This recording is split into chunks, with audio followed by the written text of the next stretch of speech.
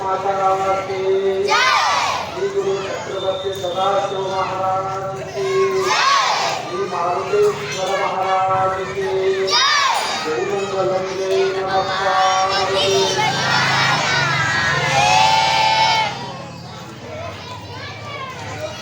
हर हर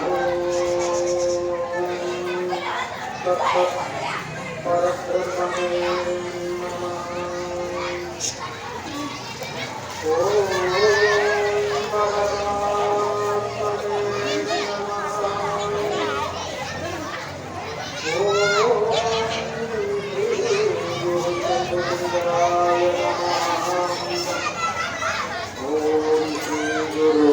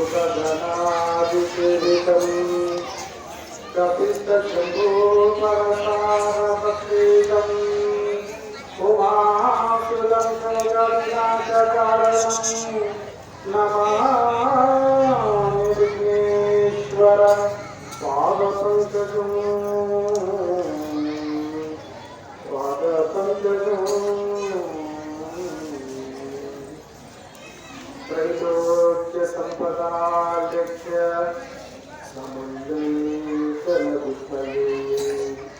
सच्चिदानंद रूपाय शिवाय ब्रह्मणे नमः।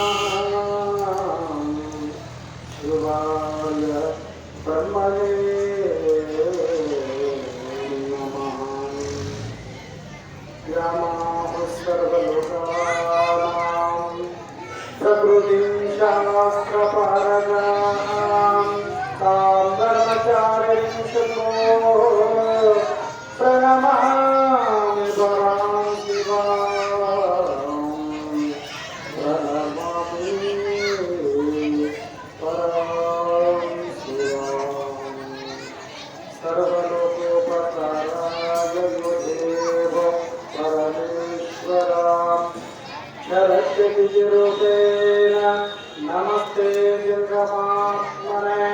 शरद्गतिरूपेण नमस्ते दुर्गमात्मने।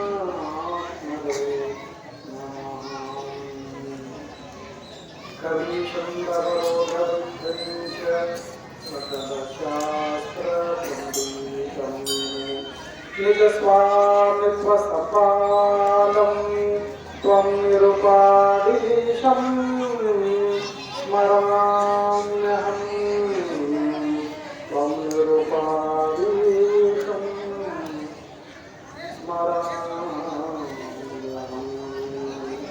श्रीगणपति शारदाय गुरुभ्यो नमः। जय मंगलम जय नमः।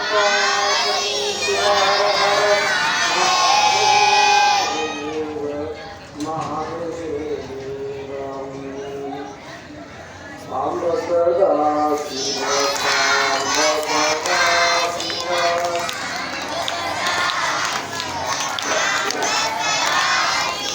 सांब सदा शिव सांब सदा शिव सांब सदा शिव सांब सदा शिव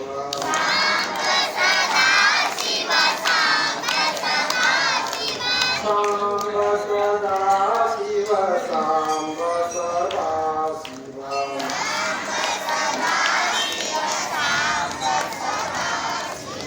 ओम नमः शिवाय ओम नमः शिवाय।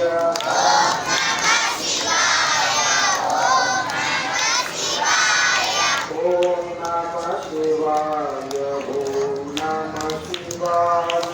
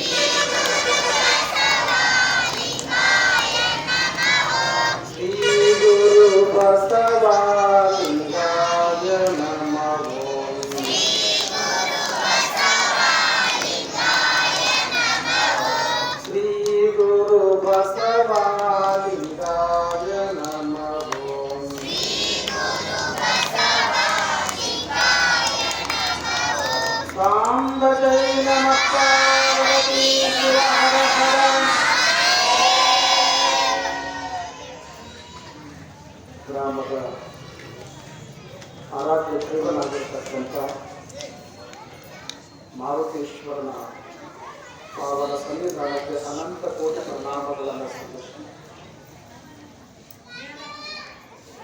ಈ ಕಾರ್ಯಕ್ಕೆ ಕಾರಣೀಭೂತರಾಗಿರತಕ್ಕಂಥ ಜಗನ್ಮಾತೆ ರಾಜರಾಜೇಶ್ವರಿ ಚಂದ್ರದ ತಾಯಿಯ ಅವರ ಸನ್ನಿಧಾನಕ್ಕೂ ಕೂಡ ದೀರ್ಘದಂಡವತ್ ಪ್ರಣಾಮಗಳನ್ನು ಸಲ್ಲಿಸಿ ಚರಿತ್ರೆ ನಾಯಕರಾಗಿರ್ತಕ್ಕಂಥ ಶ್ರೀಗುರು ಚಕ್ರವರ್ತಿ ಸದಾಶಿವ ಶಿವಯೋಗಿ ಸಿದ್ದರಾಮೇಶ್ವರರ ಪಾವನ ಸನ್ನಿಧಾನಕ್ಕೂ ಕೂಡ ಅನಂತ ಕೋಟಿ ಪ್ರಣಾಮಗಳನ್ನು ಸಲ್ಲಿಸಿ ಸದ್ಗುರುಗಳನ್ನು ಹೃದಯ ಬಂಧನದಲ್ಲಿ ಸ್ಥಾಪಿಸಿಕೊಂಡು ಪಾವನ ಮೂರ್ತಿಗಳು, ಅನುಭಾವಿಗಳು, ವಚನ ಕೋವಿದರು, ವಾಕ್ಶಕ್ತಿ ಪುರುಷರು, ಭಕ್ತೋದ್ಧಾರಕರು ಆಗಿರತಕ್ಕಂಥ ಪರಮಪೂಜ್ಯ ಶ್ರೀಗುರು ಚಕ್ರವರ್ತಿ ಶಿವಯಪ್ಪಗಳವರ ನಡೆದಾವರೆಗಳಿಗೂ ಕೂಡ ದೀರ್ಘದಂಡವತ್ ಪ್ರಣಾಮಗಳನ್ನು ಸಲ್ಲಿಸಿ ಈ ಮಹಾತ್ಮರ ಮಹಾತ್ಮೆಯನ್ನು ಕೇಳಿ ಪುನೀತರಾಗಲು ಬಯಸಿಕೊಂಡಿರತಕ್ಕಂಥ ಗ್ರಾಮದ ಸಕಲ ಸದ್ಭಕ್ತರಿಗೂ ಶರಣರಿಗೂ ಕರುಣಾಮೂರ್ತಿಗಳಾಗಿರತಕ್ಕಂಥ ತಾಯಂದಿರಿಗೂ ಸಂಗೀತ ಭಜನಾ ಬಳಗಕ್ಕೂ ಕಾರ್ಯಕರ್ತರಿಗೂ ಮುದ್ದು ಮಕ್ಕಳಿಗೂ ನನ್ನ ಅನಂತ ವಂದನೆಗಳನ್ನು ಸಲ್ಲಿಸಿ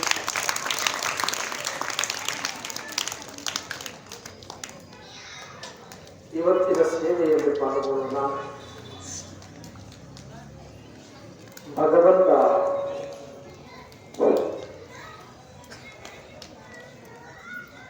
ಅನೇಕವಾಗಿರತಕ್ಕಂಥ ತನ್ನ ಲೀಲೆಗಳನ್ನು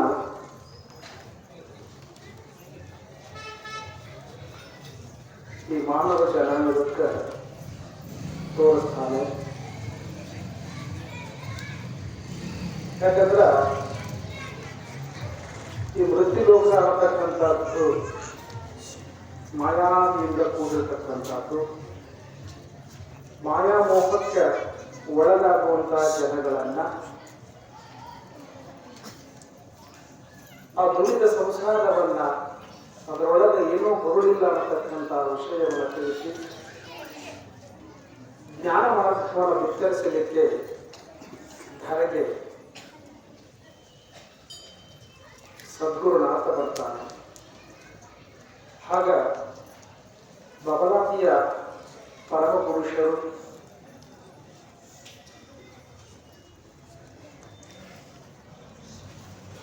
ಆ ಮಹಾತ್ಮರ ದಿವ್ಯ ಅನುಗ್ರಹ ಈ ತತ್ವೋದ್ಧಾರಕರ ಮೇಲೆ ಆಗದ. ಯಾವ ಮಹಾತ್ಮನಾಗಿರತಕ್ಕಂಥ ಒಪ್ಪಿನಾರ್ಯರು ಸಾರವಾದದೊಳಗ ಸಾಕಷ್ಟು ಲೀಲೆಗಳನ್ನು ಅಷ್ಟಮಾಶಿಗಳನ್ನು ಪಡೆದು ಲೋಕೋದ್ಧಾರ ಮಾಡುವಂಥ ವಂಶವನ್ನ ಬೆಳೆಸಿ ಹೋದರು. ಅಂತ ಮುಂದುವರೆದ ಪರಂಪರೆ ಬಬಲಾದಿಯ ಪರಂಪರೆ. ಅದಕ್ಕೆ ಈ ಧರೆಯೊಳಗೆ ಯಾರೋ ಕಷ್ಟದಲ್ಲಿ ಬಳಲ್ತಾರೋ, ದುಃಖ ದುಮಾನದೊಳಗಿರುತ್ತಾರೋ, ಎಲ್ಲರೂ ಕೈ ಬಿಟ್ಟಾಗ ಗುರುವೇ ನೀನು ಅಂತ ಹೇಳಿ ಆತನಿಗೆ ಬಂದು ಶರಣಾಗತಿಯನ್ನು ಯಾರು ಹೊಂದುತ್ತಾರೋ ಅವರಿಗೆ ಎಂದಿಗೂ ಕೈ ಬಿಟ್ಟಿಲ್ಲ ಸದ್ಗುರುನಾಥ. ಸದ್ಗುರುನಾಥನಲ್ಲಿ ಅಭಿಮಾನ ಬಿಟ್ಟು ಹೋಗಬೇಕು, ಅಭಿಮಾನ ಇಟ್ಕೋಬಾರದು. ಅಭಿಮಾನ ಏನಿರಬೇಕು? ಬೀಗರು ಬೀಜರು ಇದ್ದಲ್ಲಿ ಅಭಿಮಾನ ಇರಬೇಕು. ಮಠ ಮಂದಿರಗಳಲ್ಲಿ ಹೋದಾಗ ಅಭಿಮಾನವನ್ನು ಇಟ್ಕೋಬಾರದು. ಅಭಿಮಾನ ಅಂದ್ರೆ ಏನು? ಅಹಂ ಅಂತ, ಅಹಂಕಾರ ಅಂತಕ್ಕಂಥದ್ದನ್ನ ಇಟ್ಕೋಬಾರ್ದು. ಅಲ್ಲಿ ಏನ್ ಮಾಡಬೇಕಂದ್ರೆ ಎಲ್ಲರೂ ಗುರುವಿನ ಮುಂದೆ ಸಾಮಾನ್ಯರಿರತಕ್ಕಂಥ ಸೇವಕರೇ ಕಿಂಕರರಿರತಕ್ಕಂಥ ಭಾವದಿಂದ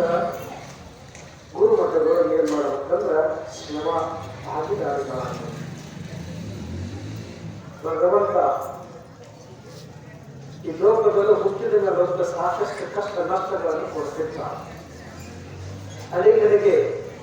ಅಡಿಗಡಿಗೆ ದುಃಖ ದುಮ್ಮಾನಗಳನ್ನು ಕೊಡ್ತಿರ್ತಾರೆ. ಹೌದೇ?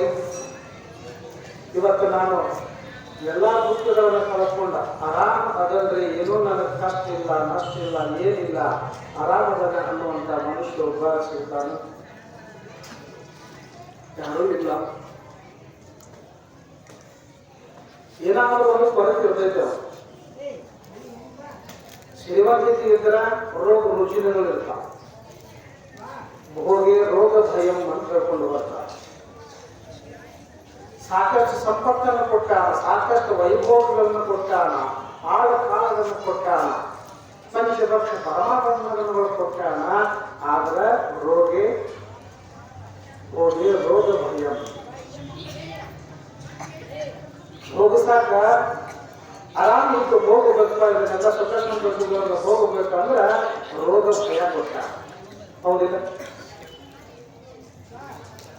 ಮನ್ಯಾಗ ನಿಂತಗಟ್ಟಲೆ ಸಕ್ಕರೆ ಏನಾದ್ರು ಮಾಡ್ಕೊಂಡು ಸಿಹಿಯಾಗಿ ತಿರ್ಬೇಕಂದ್ರೆ ಒಳಗೆ ಸಕ್ಕರೆ ರೋಗ ಬಂದೈತಿ. ಬಾಯಿ ತುಂಬ ಒಂದಿಟ್ಟು ಸಿಹಿಯಾಗಿ ಏನಾದರೂ ಒಂದಿಟ್ಟು ರುಚಿಕರವಾಗಿ ಮಾಡಪ್ಪ ಅಂತ ಉಪ್ಪಾಕು ಮಾಡಿದ್ರೆ ಸಿಹಿ ಬಂದೈತಿ. ಹೌದಿಲ್ಲ? ಅದಕ್ಕೆ ಹೇಳ್ತಾರೆ ಹೋಗಿ ರೋಗ ಭಯ. ಎಲ್ಲದರೊಳಗೆ ಭಯ ಹುಟ್ಟಿ ಬಿಟ್ಟದ ನಮಗೆ. ಅದಕ್ಕೆ ನಾವು ಏನ್ ಮಾಡಬೇಕು ಅಂತ ಕೇಳಿದ್ರೆ, ಭೋಗಸಾಕ ನಾವಿಲ್ಲಿ ಬಂದೀವಿ. ಅದಕ್ಕೆ ಚನ್ನಬಸವಣ್ಣವ್ರು ಹೇಳಿದರು, ಬಯಸಿ ಬಂದಿದ್ದು ಅಂಗ ಭೋಗ, ಬಯಸದೇ ಬಂದುದು ಲಿಂಗ ಭೋಗ. ಹೌದಿಲ್ಲ? ಬಯಸಿ ಬಂದುದು ಅಂಗ ಭೋಗ, ಬಯಸದೇ ಬಂದುದು ಲಿಂಗ ಭೋಗ. ಇಲ್ಲಿ ಬಯಸಿ ಬಂದಿದ್ದು ನಾವು ಅಂಗ ಭೋಗವನ್ನ ಸುಖ ಸಂಪತ್ತು ಸಂಸಾರದೊಳಗಿದ್ದು ಆರಾಮಾಗಿ ಇದ್ದು ಹೋಗಬೇಕಂತ ಬಯಸಿ ಬಂದಿದ್ದೀವಿ. ಆದರೆ ಸದ್ಗುರುನಾಥ ಗಟ್ಟಿಯಾಗಿ ಇದು ನಿನ್ನ ಮಾರ್ಗಲ್ಲ, ನಿನ್ನ ದಾರಿ ಇಲ್ಲ, ಈ ಸನ್ಮಾರ್ಗಕ್ಕೆ ಬಾ ಅಂತೇಳಿ ಆಧ್ಯಾತ್ಮದ ಕಡೆಗೆ ಕರ್ಕೊಂಡು ಹೋದ ಅಂದಾಗ ಅಂಗ ಭೋಗ ಹೋಗಿ ಲಿಂಗ ಭೋಗ ಆಗ್ತದೆ. ಅಂಗ ಭೋಗ ಹೋಗಿ ಲಿಂಗ ಭೋಗ ಆಗ್ತದ. ಅದಕ್ಕೆ ನಾವು ಏನ್ ಮಾಡಬೇಕು ಅಂದ್ರೆ, ಈ ಬದುಕಿನಲ್ಲಿ ಕಷ್ಟಗಳು ಬರೋದ, ಅಡಿಗೆ ಪರೀಕ್ಷೆಗಳು ಬರೋದ. ನಿನ್ನೆ ದಿವಸ ಬರಲಿಲ್ಲ, ಓಂಕಾರೇಶ್ವರರು ಮಗನ ಲಗ್ನ ಮಾಡಕ್ ನಿಂತ ಸುಮ್ಮನೆ ವಿನಾಕಾರಣ ಜಗಳ ಹತ್ತಿ ಏನಾದ್ರಿ ಲಗ್ನ ನಿಂತು ಹೋಗ್ಬಿಡಿ. ಅವಮಾನವನ್ನು ಕೊಡವ ಅವನ, ಅಪಮಾನವನ್ನು ಕೊಡವ ಅವನ, ಕೊನೆಗೆ ಸನ್ಮಾನ ಮಾಡವನ ಅವನ. ಹೌದೇ? ಸನ್ಮಾನ ಅವನ ಮಾಡ್ತಾನೆ, ಮೊದಲ ಅವಮಾನ ಮಾಡ್ತಾನೆ, ಅಪಮಾನ ಮಾಡ್ತಾನೆ. ಇವ್ ಯಾವತ್ತೂ ನಾವು ಜಗಲಿಲ್ಲ ಬದಲಿಲ್ಲ ಅಂತ ಸನ್ಮಾನ ಮಾಡ್ತಾನೆ. ಮಾನಾಪಮಾನಕ್ಕೆ ನೀನೇ ದೇವ. ಏನು ಬಂದ್ರು ನಿಂದ ನನಗೇನಾಗೋದ? ಅಪಮಾನ ಮಾಡಿದ್ರೆ ನಿಂದನ, ಅವಮಾನ ಮಾಡಿದ್ರೆ ನಿಂದನ, ಸನ್ಮಾನ ಮಾಡಿದ್ರೆ ನಿಂದ. ಅದಕ್ಕೆ ವಚನದ ಅಶೀಕರನಾಗಿರ್ತಕ್ಕಂಥ ದಾಶಮಯ್ಯನವರು ವಚನ ಹೇಳ್ಕೊಂಡು ಬರ್ತಾರೆ. ಏನು ಅಂತ ಕೇಳಿದ್ರೆ, ನಾವು ಎಷ್ಟೇ ಭಕ್ತಿಯನ್ನು ಮಾಡಿದ್ರು, ಭಗವಂತನಲ್ಲೇ ಭಕ್ತಿ ಮಾಡಿದ್ರು ಕೂಡ ನಮಗೆ ಕಷ್ಟಗಳ ಪ್ರಾಪ್ತಿ ಆಗ್ತಿಲ್ಲ. ಹೌದು? ಸ್ವಲ್ಪ ಅಂದ್ರೆ ಕುಡಿಸ್ರೇವ ಕೊಂಡು ದಯವಿಟ್ಟು ಮಾತಾಡ್ಬಾರ್ದು. ಅಂದ್ರೆ ಒಂದು ಜಾಗ ಇರ್ತಂದ್ರೆ ಸರಸ್ ಕುಂಡ್ರೇವ, ಏನಾಗಿಲ್ಲ.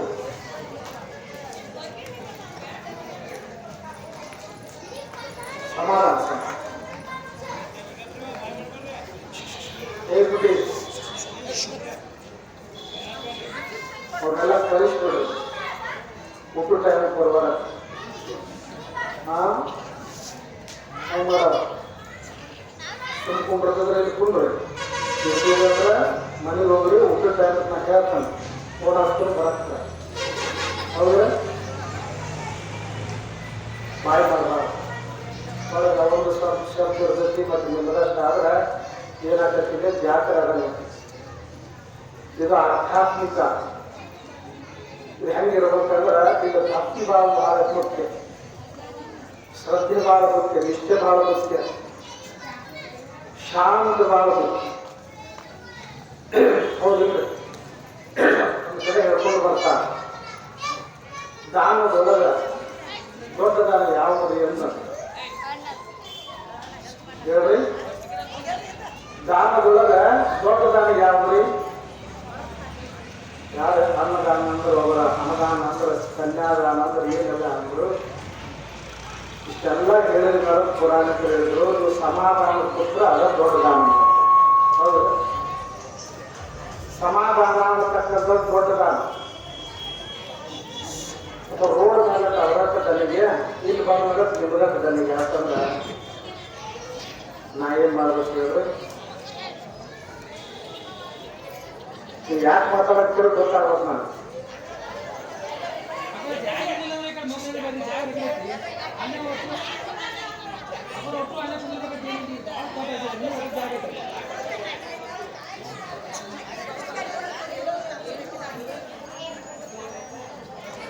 ಅವರೊಂದು ಆಗ ತಾಸು ಅವ್ರ ಮೇಲೆ ಬಂದಷ್ಟು ನೀವೆಲ್ಲ ಮಾತಾಡಿರಲಿಲ್ಲ.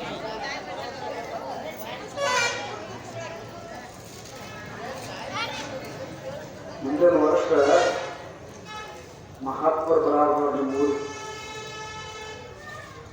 ಅವಾಗ ಬಂದಾಗ ಅಕಸ್ಮಾತ್ ನಿಮ್ಗೆ ಮಾತಾಡಿದ್ರಂದ್ರೆ ಏನೋ ಅನ್ನಂಗಿಲ್ಲ, ನಿಮಗೆ ನನಗಂತ ಏನು ಕಲಿಸಿದ್ರಿ ನೀನು, ಏನು ಹೇಳಿದೆ ಅವರಿಗೆ. ಮೊದಲ ಶ್ರದ್ಧೆಗೂ ಸಮಾಧಾನದಿಂದ ಕುಂತು ಕೇಳೋದು ಮಾಡಬೇಕು. ಶಾಲೆಗೆ ಸಾಹೇಬರು ಬಂದರೆ ಯಾರು ಕೇಳ್ತಾರೆ ಮೊದಲು, ನಿಮಗೆ ಅವ್ರಿಗೆ ಏನು ಸಂಬಂಧ ಐತಿ? ಹೌದಲ್ಲ? ಏನು ಕಲಿಸಿದ್ರಿ ಮಾಸ್ತರಿವ್ರಿಗೆ ಅಂತಾರ, ಮತ್ತೇನಿಲ್ಲ. ಹಂಗ ಮುಂದಿನ ವರ್ಷ ಮಹಾತ್ಮರು ಕರ್ಕೊಂಡು ಬರಬೇಕಂತ ಬಯಕೆ ಐತಿ ಹಿರಿಯರನ್ನೆಲ್ಲ. ಮತ್ತು ಅವ್ರು ಇಲ್ಲಿ ಬಂದು ಕೂತ ನಿಮ್ಗೆ ಅಸದ್ರೆಯಿಂದ ಕೂತ ಜಗದೀಲಿ ಮಾತಾಡಿದ್ರಂದ್ರೆ ನಿಮ್ಗೇನು ಕಲಿಸಿ ಬಂದಿಪ್ಪ, ಏನಾರು ಹೇಳಿದ್ರು 3 ವರ್ಷ ನನಗೆ ಹೌದಲ್ಲ? ಅಧ್ಯಾತ್ಮ ಅಂದ್ರೆ ಹೆಂಗಿರ್ತೈತೆ ಅಂದ್ರೆ ಪೂರೈಸು ಕೇಳೋದು ಹೋಗೋದಲ್ಲ, ಅಳವಡಿಸ್ಕೊಳ್ಬೇಕು. ಸ್ವಲ್ಪ ಅದರಲ್ಲಿ ನಡ್ಕೊಳ್ಬೇಕು. ಪುರಾಣ ಕೇಳೋದ್ರ ಕಥೆ ಹೇಳ್ಬೇಕಾರಂತ ಅಲ್ಲ, ಜೀವನದ ಘಟನೆಗಳನ್ನು ಹೇಳ್ತಿರ್ತಾರ. ಜೀವನದ ಘಟನೆಗಳನ್ನು ಹೇಳ್ತಿರ್ತಾರೋ, ಜೀವನದೊಳಗೆ ನಿಮಗೆ ಬರುವಂತಹ ದುಃಖ ದುಮ್ಮಾನಗಳನ್ನು ಹೇಗೆ ಎದುರಿಸಬೇಕು, ಹೇಗೆ ಅವ್ರ ಕೈಯಿಂದ ತಪ್ಪಿಸ್ಕೊಳ್ಬೇಕು, ಅವ್ರು ಹೇಗೆ ಅದನ್ನ ಎದುರಿಸಿ ಹೋಗಲು ಅಂತಕ್ಕಂಥ ಮಾರ್ಗಗಳನ್ನು ತಿಳಿಸಿಕೊಡೋದು. ಪುರಾಣ ಅಂದ್ರೆ ಸುಮ್ಮ ಒಂದು ಕಾಗಿ ಬುದ್ಧಿ ಕಟ್ಟಿ ಹೇಳಿ ಹೋಗೋದಲ್ಲ. ಜೀವನ ಏನಾಗಬೇಕಂದ್ರೆ ಅದರಿಂದ ಬದಲಾವಣೆ ಹಾಕೋತ ಹೋಗ್ಬೇಕು. ಹೌದಿಲ್ಲ? ನಿಮಗೇ ಏನು ಗೊತ್ತು, 20 ವರ್ಷ ಆತ ಪುರಾಣ ಹಚ್ಚಿರಲಿಲ್ಲ, ಗೊತ್ತಿಲ್ಲ. ಇದು 2ನೇ ವರ್ಷ ಐತಪ್ಪ, ಒಂದಿಟ್ಟು ಆಗೋದಲ್ಲ ಅಂತೀರಿಲ್ಲ. ಯಾರ ನಂಗಿಲ್ಲ, ನಾ ಬಂದು ಕುಂದಿರ್ತಾನೆ ಎಷ್ಟು ಮಾತಾಡ್ತೀರ ಮಾತಾಡಿ. ಯಾಕಂದ್ರೆ ಮಾತೇ ಇರೋದು ನಿಮಗೆ ಹೆಸರು ಬಂದದ್ದು. ಯಾಕಂದ್ರೆ ಮಾತಾಡಿದ್ದ ಅದಕ್ಕೆ ಮಾತೇ ಇರೋದು ಹೆಸರು ಕೊಟ್ಟಾರ. ಹೌದಿಲ್ಲ? ಮಾತೇ ಇರೋದ್ರೇನ ಮಾತಾಡಿ ಅದೇನಲ್ಲ ಸಿಮ್ನಲ್ಲಿ ಎಲ್ಲ ಚಿಪ್ನಲ್ಲಿ ಎಲ್ಲ ಖಾಲಿ ಆಗೋದನ್ನ ಮಾತಾಡ್ತಾರೆ. ಅದಕ್ಕೆ ಮಾತೇ ಇರೋದು ಹೆಸರು ಕೊಟ್ಟಾರ. ಆದ್ರೆ ಇಲ್ಲಿ 1 ತಾಸು ಮಾತಾಡಬೇಡ್ರಿ ಯಾರು. ನಾನು ನಿನ್ನೆ ನಿಮ್ಮನ್ನು ನೋಡಿ ಅವ್ರು ಕರೀತಿರ್ತಾರಂತೆ. ಹೌದಾ? ಅದಕ್ಕೆ ಸ್ವಲ್ಪ ನಾವಿಲ್ಲಿ ಬಂದಾಗ, ಯಾಕಂದ್ರೆ ನಮ್ಮದೊಂದು ಚಟ ಇರ್ತೈತಿ. ಏನ ನೀವು ನೋಡು ಮುಂದಿನ ಊರಿಗೆ ಹೋದ್ರು, ಆ ಊರಾಗ ಈ ಊರಾಗ ಹೇಳ್ತಿರ್ತೀವಿ. ನಾವು ಏನ್ರಿ ಹೋಗಿದ್ದೀವಿ, ಜಾತ್ರೆ ಮಾಡಿದ್ರು, ಸಂತೆ ಮಾಡ್ತಾರೆ, ಏನಾಗಲಿ ಹಿಂಗೆ ಅನ್ನಿಸ್ಕೊಳ್ಳೋದು ಬೇಡ. ಹೌದಿಲ್ಲ? ಬಟ್ ಮಾಡಿ ಮಾತಾಡ್ಸ್ಕೊಳ್ಳೋದು ಬೇಡ ನಾವು. ಅದಕ್ಕೆ 1 ತಾಸು ದೇವ್ರ ಬೇಕುಂಬೋದು. ದೇವ್ರು ಸುಮ್ಮ ಕೂತಾಗ ಗೊತ್ತಿಲ್ಲ. ನಾವು ಸುಮ್ಮ ಕೂತ್ರಂದ್ರೆ ಜಗತ್ ನಡೆಯಂಗಿಲ್ಲ. ಆಗಲೇ ಹೇಳ್ತಾರೆ ದೇವ್ರ ಜೊತೆ ಸುಮ್ಮ ಕುಂಡ್ರಕ್ಕಿರ್ತ, ನೀವು ಅಷ್ಟ ಸುಮ್ಮ ಕುಂಡ್ರಬೇಕು. 1 ತಾಸು ಅಳಿಗಾರಂಗಿಲ್ಲ. ಇದಕ್ಕ ತಪಸ್ಸು ಅಂತ ಕೇಳ್ತಾ. ತಪಸ್ಸಂದ್ರೆ ಎಲ್ಲೋ ಗುಡ್ಡ ಬಿಟ್ಟು ಗುಡ್ಡ ಸೇರೋದಲ್ಲ. ಮಹಾತ್ಮರು, ಪುರಾಣಿಕರು, ಪ್ರವಚನಕಾರರು ಶಾಸ್ತ್ರವನ್ನು ಏನು ಹೇಳ್ತಿರ್ತಾರಲ್ಲ, ಮನಸ್ಸು ಕೊಟ್ಟ ಚಿತ್ತ ಕೊಟ್ಟ ಅದನ್ನ ಕೇಳಿದ್ರೆ ಅದ ಒಂದು ತಪಸ್ಸ. ಅದ ತಪಸ್ಸು, ಮತ್ಯಾವ ತಪಸ್ಸಿಲ್ಲ. ಅದಕ್ಕಾಗಿ ಕೇಳುವ ಚಂದ ಅಂತ ಕೇಳಿದ್ರೆ ಏನಾಗ್ತದೆ, ಮನಸ್ಸು ಹಗರಾಗ್ತದೆ. ಸಂಚಾನ ದುಡಿದಿರ್ತೀರಿ, ಸಂಚಾನ ನೀವು ಮನ್ಯಾಗ ಮಾಡಿರ್ತೀರಿ, ಸಂಜಾನ ಅವರು ಹೊರಗೆ ದುಡಿದು ಬಂದಿರ್ತಾರ. ಒಂದು ತಾಸು ಇಲ್ಲಿ ಇದಾಗಲ್ಲ ಧಾರಾವಾಹಿ ನೋಡುವಂತ ಹುಡುಗರು ಮಾತ್ರ ತುಂಬಿಡ್ತೀರ. ಒಂದೀಗ ಧಾರಾವಾಹಿ ಹತ್ತಿದಾಗ ಒಬ್ಬರು ಮಾತಾಡಿದ್ರೆ ತುಂಬಿಕೊಂಡಿರ್ತೇವೆ, ತಗೋತೇವ ಅಂತೀರಿಲ್ಲ. ಈಗೂ ಧಾರಾವಾಹಿನ ನೋಡಾಕತ್ತೀವ ತಿಳ್ಕೊಳ್ರಿ, ಮತ್ತೇನಿಲ್ಲ. ಹೌದಿಲ್ಲ? ಅದಕ್ಕೆ ಭಾಳ ಮುಂದುವರ್ಸೋದು ಬೇಡ. ಸ್ವಲ್ಪ ಲಕ್ಷ ಕೊಟ್ಟ ಅಲ್ಲಿದಲ್ಲೇ ಹುಡುಗರು ಸುಮ್ ಕುಡಿಸೋ ವ್ಯವಸ್ಥೆ ಮಾಡಿ. ನೀವೇನಿರ್ತೀರ ಅಲ್ಲಿದಲ್ಲೇ ಗಪ್ ಕುಡಿಸ್ರ. ಅದಕ್ಕೆ ಇಲ್ಲೇ ಭಕ್ತಿ ಮಾಡಕ್ಕೆ ನಿಂತಾಗ ಕಷ್ಟಗಳು ಬಂದೇ ಬರ್ತಿರ್ತಾವ. ಮಹಾತ್ಮರಿಗೂ ಬರ್ತಾವ, ನಮಗೂ ಬರ್ತಾವ. ಮಹಾತ್ಮರಿಗೂ ಕಷ್ಟಗಳು ಬರ್ತಾವ, ಅವ್ರಿಗೇನು ಬರಂಗಿಲ್ಲ ಅಂತ ಅಲ್ಲ. ಅವ್ರಿಗೂ ರೋಗ ರುಜಿನಗಳು ಬರ್ತಾವ, ಅವ್ರಿಗೂ ಕಷ್ಟ ದುಃಖ ದುಮ್ಮಾನಗಳೆಲ್ಲ ಬರ್ತಿರ್ತಾವ. ಆದ್ರೆ ಅವರು ತಡೆಯುವಂತ ಶಕ್ತಿ ಅವರಲ್ಲಿ ಇರ್ತದ, ನಮಗ್ ಶಕ್ತಿ ಇರಂಗಿಲ್ಲ ಆ ಶಕ್ತಿ. ಹೌದಿಲ್ಲ? ಒಂದು ಸಣ್ಣ ಹುಡುಗರು ಚೋಳ ಕಡಿನವ್ರು ಏನ್ ಮಾಡ್ತದ್ರಲ್ಲಿ, ಊರೆಲ್ಲ ಗೊತ್ತಾಗ್ತದೆ. ಅಷ್ಟು ಜಿಗದಾಡ್ತಾನ, ಆತ ಜಿಗದಾಡ್ತಾನ, ಅಳ್ತಾನ, ದುಃಖ ಪಡ್ತಾನೆ. ಯಾಕ? ಚೋಳ ಕಡೋದಿಲ್ಲ. ಅದ ಚೋಳ ದೊಡ್ಡ ಕಡಿತಂದ್ರೆ ಏನ್ ಮಾಡ್ತಾನ್ರಿ, ಅವು ಅದ ಚೋಳ ಕಡದ ಅಷ್ಟ ವಿಷ ಇರದ, ಹುಡುಗ ಅಷ್ಟ ವಿಷ ಇರದ. ಹುಡುಗ ಕಡದಾಗ ಏನಾಯ್ತು, ಊರಿಗೆಲ್ಲ ಗೊತ್ತಾಯ್ತು ಚೋಳ ಕಡಬೇಕಂತ. ದೊಡ್ಡ ಕಡದಾಗ ಏನಾಯ್ತು ಗೊತ್ತಾಗಲಿಲ್ಲ. ಯಾಕ? ತಡ್ಕೊಂಡವ ಆ ದುಃಖವನ್ನು ತಡ್ಕೊಂಡ. ಹುಡುಗನ ಜೊತೆ ಕೈಯ ಬಾಯಿ ಮಾಡಿ ಅಳವಿಲಿ ತಗೊಂಡ. ಎಷ್ಟನ್ನು ಅವರು ತಡ್ಕೊಂಡ. ಹಂಗ ಮಹಾತ್ಮರಲ್ಲಿಯೂ ಕೂಡ ಈ ಪ್ರಾಪಂಚಿಕ ಅಡಚಣೆಗಳ ಬಂದನ್ನು ತಡಿತಾವ. ಅದರ ಸಂಸಾರಸ್ಥ ನಾವು ತಡೆಯಂಗಿಲ್ಲ. ಏನೋ ಒಂದು ನಮ್ಮ ತೆರೆ ನಾವು ಬಿತ್ತು, ಇದೆಲ್ಲ ನಮ್ಗೆ ಮುಗೀತು ಅಂತ ಹೇಳಿ ನಾವೇನ್ ಮಾಡ್ತೀವೋ ಆಘಾತ ಮಾಡ್ತೀವಿ. ಅದಕ್ಕೆ ಹೇಳ್ತಾರ, ಹರತನ್ನ ಭಕ್ತರ ತಿರುವಂತೆ ಮಾಡುವ ಭಗವಂತ ನಮಗೆ ಹತ್ತಿರ ಆಗಕ್ಕಂತಿದ್ರೆ ಹೆಂಗಾಕೈತಿ ಅಂದ್ರ ಒಂದು ಮಾತು ಹೇಳ್ತಾನೆ. ದೇವರು ನಮ್ಮ ಸಮೀಪಕ್ಕೆ ಬರಾಕತ್ತಿದ ಅಂದ್ರ ಏನಾಗ್ತೈತಿ ಅಂದ್ರ ಎಲ್ಲವನ್ನು ಬಿಡಿಸಾಕತ್ತಾನ. ಎಲ್ಲ ಬಿಡಿಸಾಕತ್ತಾನ. ಎಲ್ಲ ಬಿಡಿಸೋದ್ರೇನ ಸಂಸಾರದ ಕಡೆ ಲಕ್ಷ ಹೋಗ್ತದ. ಬಂದು ಬಳಗ ಕೈ ಬಿಡ್ತಾರ, ಮಿತ್ರರು ಕೈ ಬಿಡ್ತಾರ. ಎಲ್ಲರೂ ನಮ್ಮ ಶತ್ರುಗಳ ತರ ನೋಡಕ್ ಚಾಲು ಮಾಡ್ತಾರ. ನಮ್ಮ ಒಬ್ಬಂಟಿಗನಾಗಿ ಮಾಡ್ತಾರ ಭಗವಂತ. ಯಾಕಂದ್ರ ಅವನ ಹತ್ರ ನಾವು ಬಂದ್ವಿ. ನಮ್ಮ ಹತ್ರ ಎಲ್ಲ ಇದ್ದಾಗ ನಾವು ನಮ್ಮ ಹತ್ರಕ್ಕೆ ಇರಂಗಿಲ್ಲ. ಭಗವಂತ ನಮ್ಮ ಸಮೀಪಕ್ಕೆ ಬಂದು ನಮ್ಮ ಹತ್ಕೊಳ್ಳಾಕ ಬಂದ್ರೆ ಇವರೆಲ್ಲ ಪ್ರಾಪಂಚಿಕ ಜೀವನದೊಳಗೆ ಏನು ಕೂಡಿರ್ತಾರಲ್ಲ ಇವರೆಲ್ಲರೂ ದೂರ ಆಗಿರ್ತಾರ. ಹಂಗ ಹರತನ್ನ ಭಕ್ತರ ತಿರುವಂತೆ ಮಾಡುವ, ವರೆದು ನೋಡುವ ವಿಸುನೆಯ ಚಿನ್ನದಂತೆ. ಭಕ್ತಿ ಮಾಡ್ತನೋ, ದೇವರನ್ನ ಹೊಲಸುಕೊಳ್ತನೋ ಅಂತ ನೀವೆಲ್ಲ ಮಾಡ್ತೀರಿ. ದೇವರಿಗೆ ದಿವಸ ಹೋಗ್ತೀರಿ. ಹನುಮಾಪಿಗೆ ಇವತ್ತಂತೂ ಸಾಕಷ್ಟು 3 ಸಲ ಸುತ್ತು ಹೊಡಿತೀವಿ, 5 ಸಲ, 7 ಸಲ, 11 ಸಲ ಸುತ್ತು ಹೊಡಿತೀವಿ. ಹೊಡಿತೀರಿಲ್ಲ? ಹೊಡೆದು ಹನುಮಾಪ ನಮಸ್ಕಾರ ಮಾಡಿ ಏನ್ ಕೇಳ್ತೀರಿ? ಯಪ್ಪ, ನಮ್ಗೆ ಯಾವುದೂ ದುಃಖ ಬರಬಾರ್ದು, ಕಷ್ಟ ಬರಬಾರ್ದು, ನಷ್ಟ ಬರಬಾರ್ದು, ಸುಖ ಸಂತೋಷದಿಂದ ನಮ್ಗೆ ಎರಾಕ ಮಾಡು ಕೇಳ್ಕೋತೀವಿ. ಹೌದಿಲ್ಲ? ಕೇಳ್ಕೊಂಡು ಕೆಳಗೆ ಇಳಿಬಿಡ್ತಾನೆ ಎಲ್ಲಿ ಬಿಡ್ತೀವಿ. ಕಷ್ಟ ಅಲ್ಲೇ ಚಲೋ. ಹೌದಲ್ಲ? ಅದಕ್ಕೆ ನಿಮಗೆ ಅನಿಸ್ತದ ಇಷ್ಟೆಲ್ಲ ದೇವರಿಗೆ ನಡ್ಕೋತನು, ಇಷ್ಟೆಲ್ಲ ಮುತ್ಯಾನ ಗುಡಿಗೆ ಹೋಗ್ತನು, ಚಂದ್ರನ ತಾಯಿ ಅಂತ ಹೋಗ್ತಾನು, ಹನುಮ ಹೋಗ್ತಾನು, ಇಷ್ಟೆಲ್ಲ ಭಕ್ತಿ ಮಾಡಿದ್ರು ಕಷ್ಟ ನನಗ ಬರ್ತಾವಲ್ಲ ಅನಿಸ್ತೈತಿ ನಿಮಗೆ. ಅವಾಗ ನಿಮ್ಗೆ ನೆನಪಾಕೈತೆ. ಅವ್ನು ನೋಡ್ರ ಅವ್ರ ಆ ಮನೆಯವ್ರ ದೇವ್ರ ಅನ್ನಂಗಿಲ್ಲ, ದೇವ್ರ ಅನ್ನಂಗಿಲ್ಲ, ಏನೂ ಇಲ್ಲ, ಎಂತೂ ಇಲ್ಲ. ಆದ್ರೂ ಅವ್ರು ದೇವ್ರ ಎಷ್ಟು ಚಂದ ಇಟ್ಟಾರ ನೋಡು ಅಂತೀವಿ ನಾವು. ದೇವರವ್ರಿಗೆ ಭಾಳ ಚಂದ ಇಟ್ಟಾನ, ನಮ್ಗೆ ಯಾಕೆ ಕಷ್ಟ? ಅದಕ್ಕೆ ಮಹಾತ್ಮರು ಹೇಳ್ತಾರ, ನಡಿನು ಎಡುತ್ತ ಕುತ್ತವ ಎಡವಾಗಿಲ್ಲ. ನಡೆಯುವ ಮನುಷ್ಯ ಎಡಿ ಬೀಳ್ಬೋದು, ಆಗ ಕೂತು ಮನುಷ್ಯ ಬೀಳ್ತಾನ ಇಲ್ಲ. ಯಾಕಂದ್ರೆ ಭಕ್ತಿ ಮಾಡಕ್ ನೀನ್ ನಡ್ದಿ, ಅವಾಗ ನಿನಗ ತೆಗ್ಗ ದಿನ್ನಿ ಎಲ್ಲ ಬರ್ತಾವ. ಕಾಲಾಗ ಮುಳ್ಳು ಚುಸ್ತಾವ, ಏನೆಲ್ಲ ನಡೀತಾವ. ಕಷ್ಟ ದುಃಖ ದುಮ್ಮಾನಗಳೆಲ್ಲ ಬರ್ತಾವ. ಯಾಕಂದ್ರ ನೀನು ಹಿಂದೆ ಮಾಡಿರ್ತಕ್ಕಂಥ ಕರ್ಮಗಳೆಲ್ಲ ಅಲ್ಲೇ ದೂರ ಆಗ್ತಿರ್ತಾವ. ಎಷ್ಟು ಕಷ್ಟ ನಿಮಗೆ ಬರ್ತಿರ್ತಾವಲ್ಲ ಅಷ್ಟು ಹಿಂದಿನ ಕರ್ಮಗಳೆಲ್ಲ ದೂರ ಆಗ್ತಿರ್ತಾವ. ಯಾಕಂದ್ರೆ ಕರ್ಮ ಯಾರನ್ನೂ ಬಿಡಂಗಿಲ್ಲ, ಅನುಭವಿಸಲೇಬೇಕಲ್ಲ.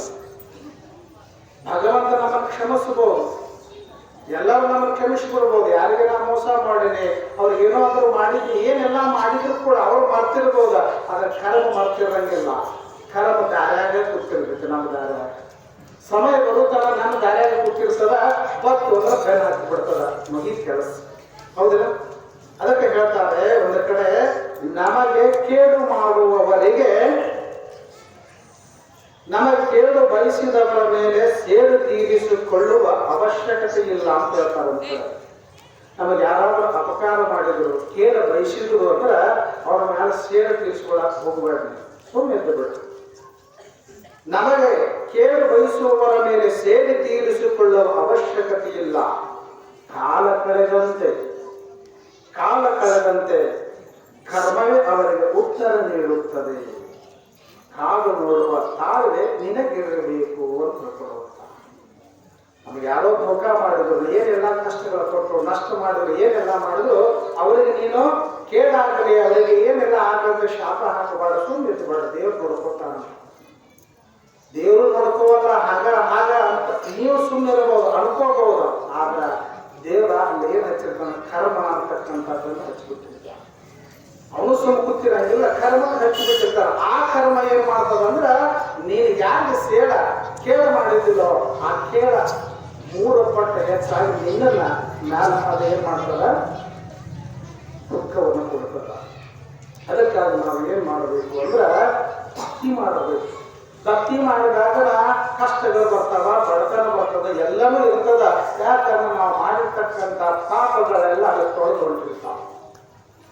ಮೈ ಕೆಸರತ್ತಿದ್ರೆ ಅದನ್ನು ತಿಕ್ಕೋಬೇಕು. ತಿಕ್ಕುವತ್ನಾಗ ಒಂದಿಷ್ಟು ನೋವು ಆಗುವುದನ, ತೊಳೆಯುವತ್ನಾಗ ಒಂದಿಷ್ಟು ತಿಕ್ಕಿ ಉಳಿದನ, ನೋವು ಆಗುವುದನ.